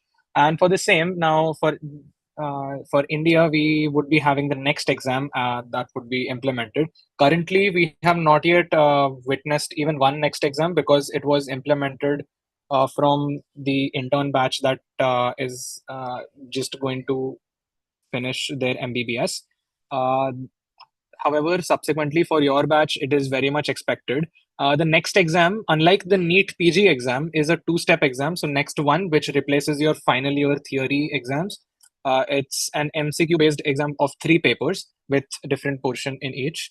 Following which you will get a permit for your internship. And after you finish your internship, you will be giving a practical exam called the Next 2.0. Both these exams are required for you to go ahead and get a license. Okay? Irrespective of whether you want to pursue a career in the US, UK, or any other country, next exam would be something that you would have to give. Just go now is we are just going through it in brief. We will be having a very detailed session on each of them subsequently as you guys enter your medical colleges in order to give you adequate detail in them. USMLE, of course, USMLE is a 3-step exam. After you finish your MBBS, you will have to be prepared for a match interview. So USMLE step 1 consists of preclinical subjects, which are your first year and second year subjects. Following which you will be giving step 2. Step 2 will consist of your third minor and final year subjects. So after both of them and a very strong CV, you would be able to apply for a program in the United States. So over here, they would look into firstly your scores. Following that, whether you have a decent enough CV that achieves them. So obviously, scores are the most important priority for them. And in CV also, research, leadership, and volunteering experiences, I'll say, are the 3 most important ones. And also teaching in certain fields. Following which it's not necessary to give USMLE step 3 before you match, but in order to complete your entire certification to be a practitioner in the US, you have to finish your step 3. It can be finished after you match into the program as well. Following which, I'll briefly talk about PLAB. PLAB is a 2-step exam where you have step 1 and step 2. It's for getting into the United Kingdom. So you have to clear both the exams in order and also have a fair enough CV in order to apply into any program in the United Kingdom. So these are the 3 major countries that we see most people going to. Of course, different countries require different exams. Just the only difference in the medical field and the non-medical field is that every time you switch a country, you have to give a licensing exam and you have to attend a residency program over there, just because you need to understand the population that the country is having. So that's just the only difference between medical non-medical fields, and that gives us an even better opportunity to understand what are some future careers that you can have with an MBBS degree. So UPSC, if most of you if you guys have seen aspirants, you would know that becoming an IAS or an IFS officer needs to be done after you finish your graduation, after you finish your bachelor's degree. So UPSC is the exam that you can give. Even you can go ahead and pursue an MBA after finishing MBBS. MBA can be pursued even after your post graduation. The only requirement being that you have to have maths as a subject in your 12th grade. Also, two exotic fields, M-Tech. If you really thought that you liked engineering, then you still have a chance to go ahead and pursue engineering after you finish your MBBS. Certain IITs like IIT Bombay and IIT Kharagpur, they have special courses on biomedical engineering made only for medical for MBBS graduates. So yeah, you could look into that as well. However, it would require you to have maths as a subject. Um, Masters in public health. So masters in public health is basically public health that you would pursue in other countries like the United States and the United Kingdom. In India, we have a postgraduate degree called MD Community Medicine. Community medicine is also um, a subject in the third minor year of your MBBS. And yeah, so this is just a small gist of what you can do in order to plan your future after MBBS. And with this, we have reached the conclusion of our entire session. I would just like to point out the support that we have gotten from from the core team. I would like to thank the current state president, Geeti Malhotra, the state secretary, Trushika Gupta, the national council member, Om Trivedi, along with the state joint secretaries, Kashish Jain and Lekha Vardhini Prakash. Um, we would be answering the questions that are coming in the chat box. So do start putting them. And also, we would be launching our membership drives not immediately, but after you guys enter your respective medical colleges, we would follow you up. We with this same WhatsApp group. So do stay in touch on the WhatsApp group to become a member. And yeah, that's basically it. Will be Meghna, can we start with the question and answer session?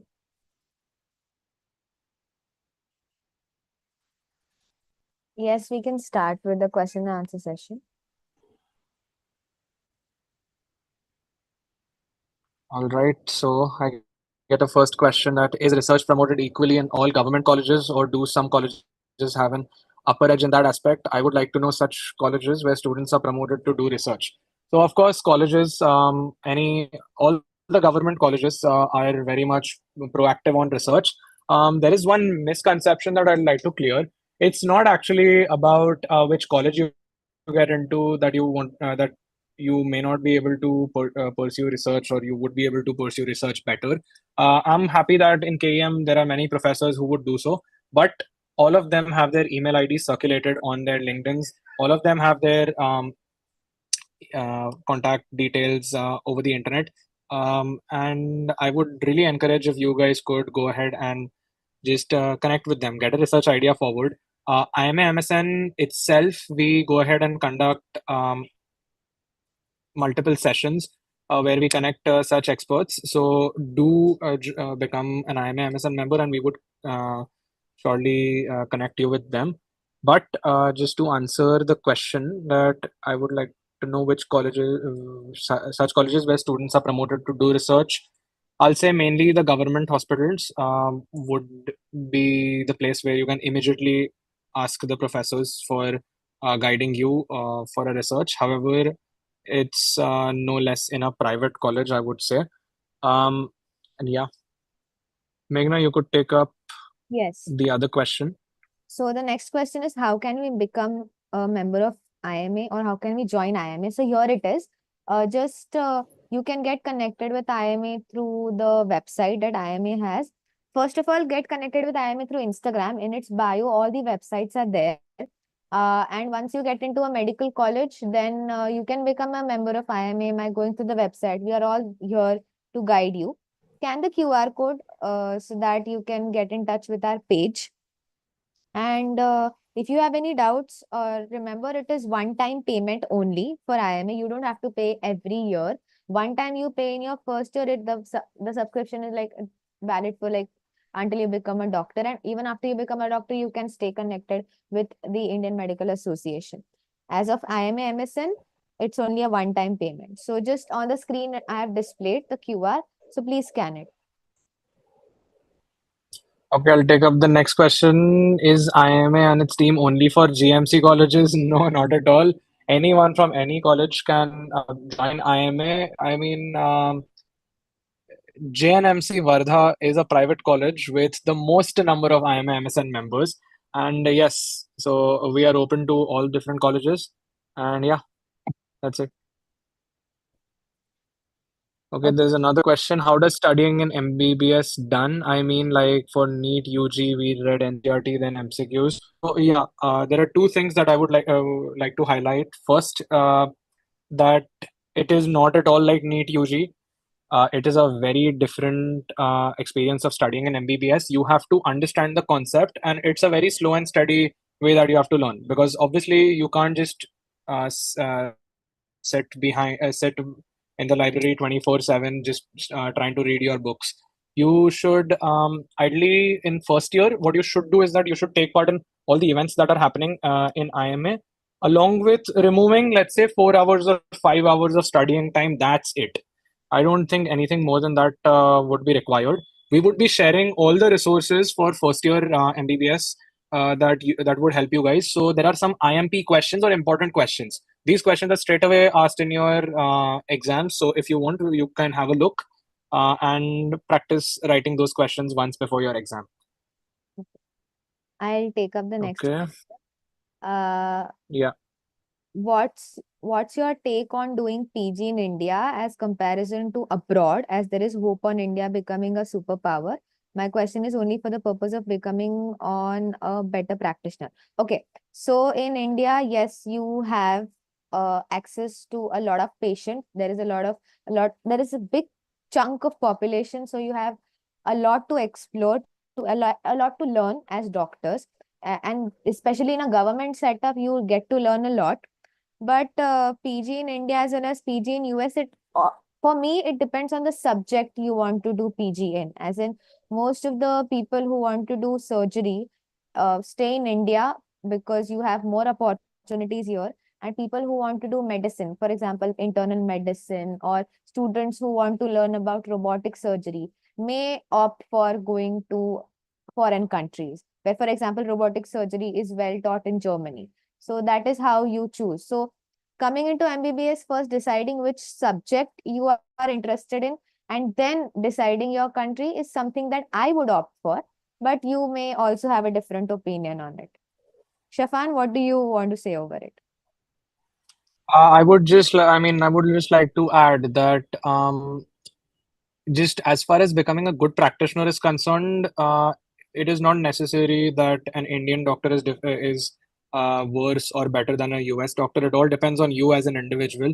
So, as far as India is concerned, yeah, I'll say right now, obviously the health scenario is growing better and better.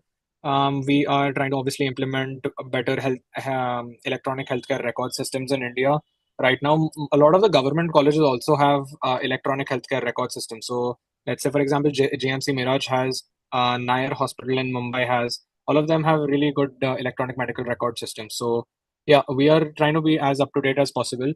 Um, right now, then it eventually brings a discussion about which college to choose and which course to choose, because different colleges have difference in different ratings of their their postgraduate courses.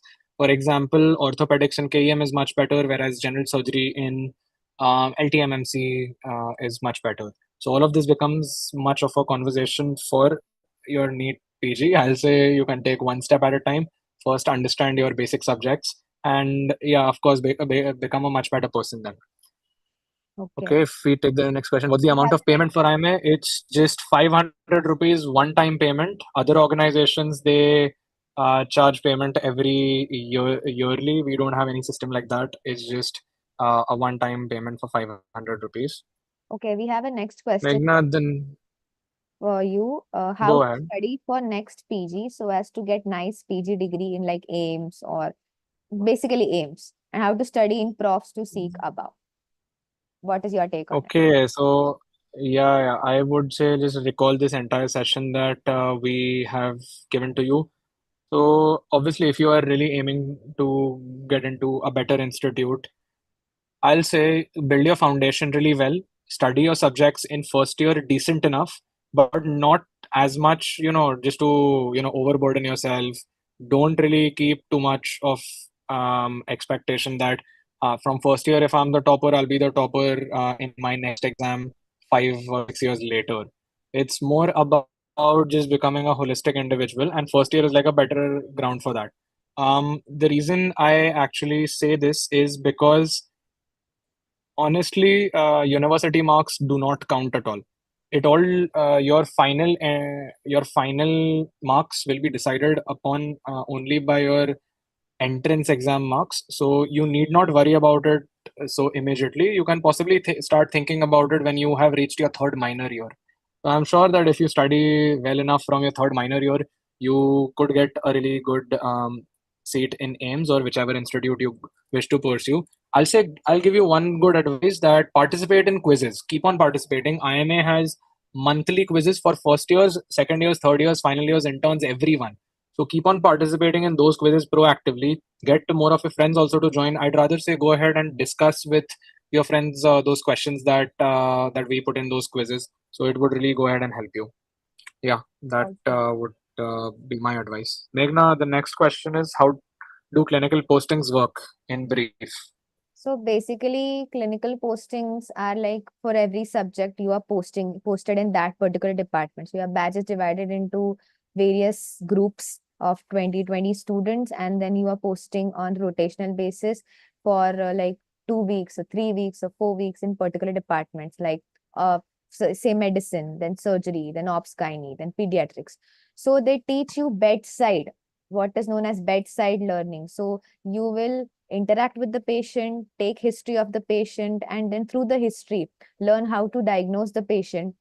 You will be taught how to talk to the patient, how to come to the diagnosis, then the complete examination of a patient for a particular disease. For example, in my second year, I remember because I attended postings religiously, the best posting for me was medicine and the second was surgery, because that those subjects interest me and I used to present cases. So that is the time where you can make mistakes while presenting cases in front of your teachers so that you can learn from it. So that is how clinical postings work. I would just like to add on that in your first year, you learn about human experiments in your physiology journal. So there you learn about how to do clinical examination for the cardiovascular system, for the central nervous system, for the GIT system, and the respiratory system. So this is a very basic and a very standard thing applicable in each and every different field. So what you learn in your first year, at least in this human experiments and physiology practicals, learn it very well because that would be carried on for the rest 3 years while you are present inside while you go to postings. Yeah, that would be one thing. So yeah, we'll take questions for. Okay, we'll take more questions. We have time. Okay, we have one more question. It is said that next PG1 will be of 3 subjects and will be instead of 4 prof The fourth exam. prof. Like Clarify the the syllabus. clarification Okay. of the syllabus. Okay. So it's gonna include all the 19 subjects. Just that it is gonna be divided into three separate papers. So the first paper will have medicine and obstetrics. The second paper will have surgery and pediatrics, and the third paper will have ENT and ophthalmology. Along with all these subjects, the remaining first year, second year, and third year subjects will you may have around 15 questions from each of these basic science subjects like physiology, anatomy, biochemistry, FMT, PSM, pathology, microbiology, and um, pharmacology. Next question. I'll take this one. How is college culture in medical college because of small batch size? So first of all, one batch is of around 200 students. In some colleges, it is still 150. So there are pretty many students, and culture, as of I am in Cooper right now, Shafan is in KEM. The culture is very pretty chill here, as in we get a lot of help from seniors, and as seniors now, we also have this helpful attitude towards our juniors. So I think just approach your seniors, don't be shy. And even if you are shy, and even if you feel that you don't know how to talk, just come, just ask us, how do you want to do it? What do you want to know with respect to studies, or with respect to any personal issues that you are facing on your personal level? For example, stress of studies or anything. We are there to help you. So medical culture is all about, see, you are getting into a medical college, you will be getting a second family. So just make sure to take care of each other. You want to add to this, Shafan? Yeah, I would just like to say that just don't be shy. Keep on approaching as many people for help. Help is provided in all medical colleges for the silliest things as well. And of course, if you think you want to contact us as well, we are there on WhatsApp. We'll share our WhatsApp numbers. Do contact us if you have anything. And yeah, we'll be there. We'll be willing to guide you as well for the entire process of MBBS. Just like to mention that tomorrow we have a session for counseling on the state rounds, all India quota rounds, and which colleges to choose according to your rank by um, uh, our counseling partner, Education Hub. So do join in tomorrow again at 5 p.m. In order to understand that. So with that, I think there are no more questions, so we can conclude it. All right. Yeah. Thank you so much for. Also, we'll be sharing all the first year resources that you require, and the link to memberships, everything on the WhatsApp.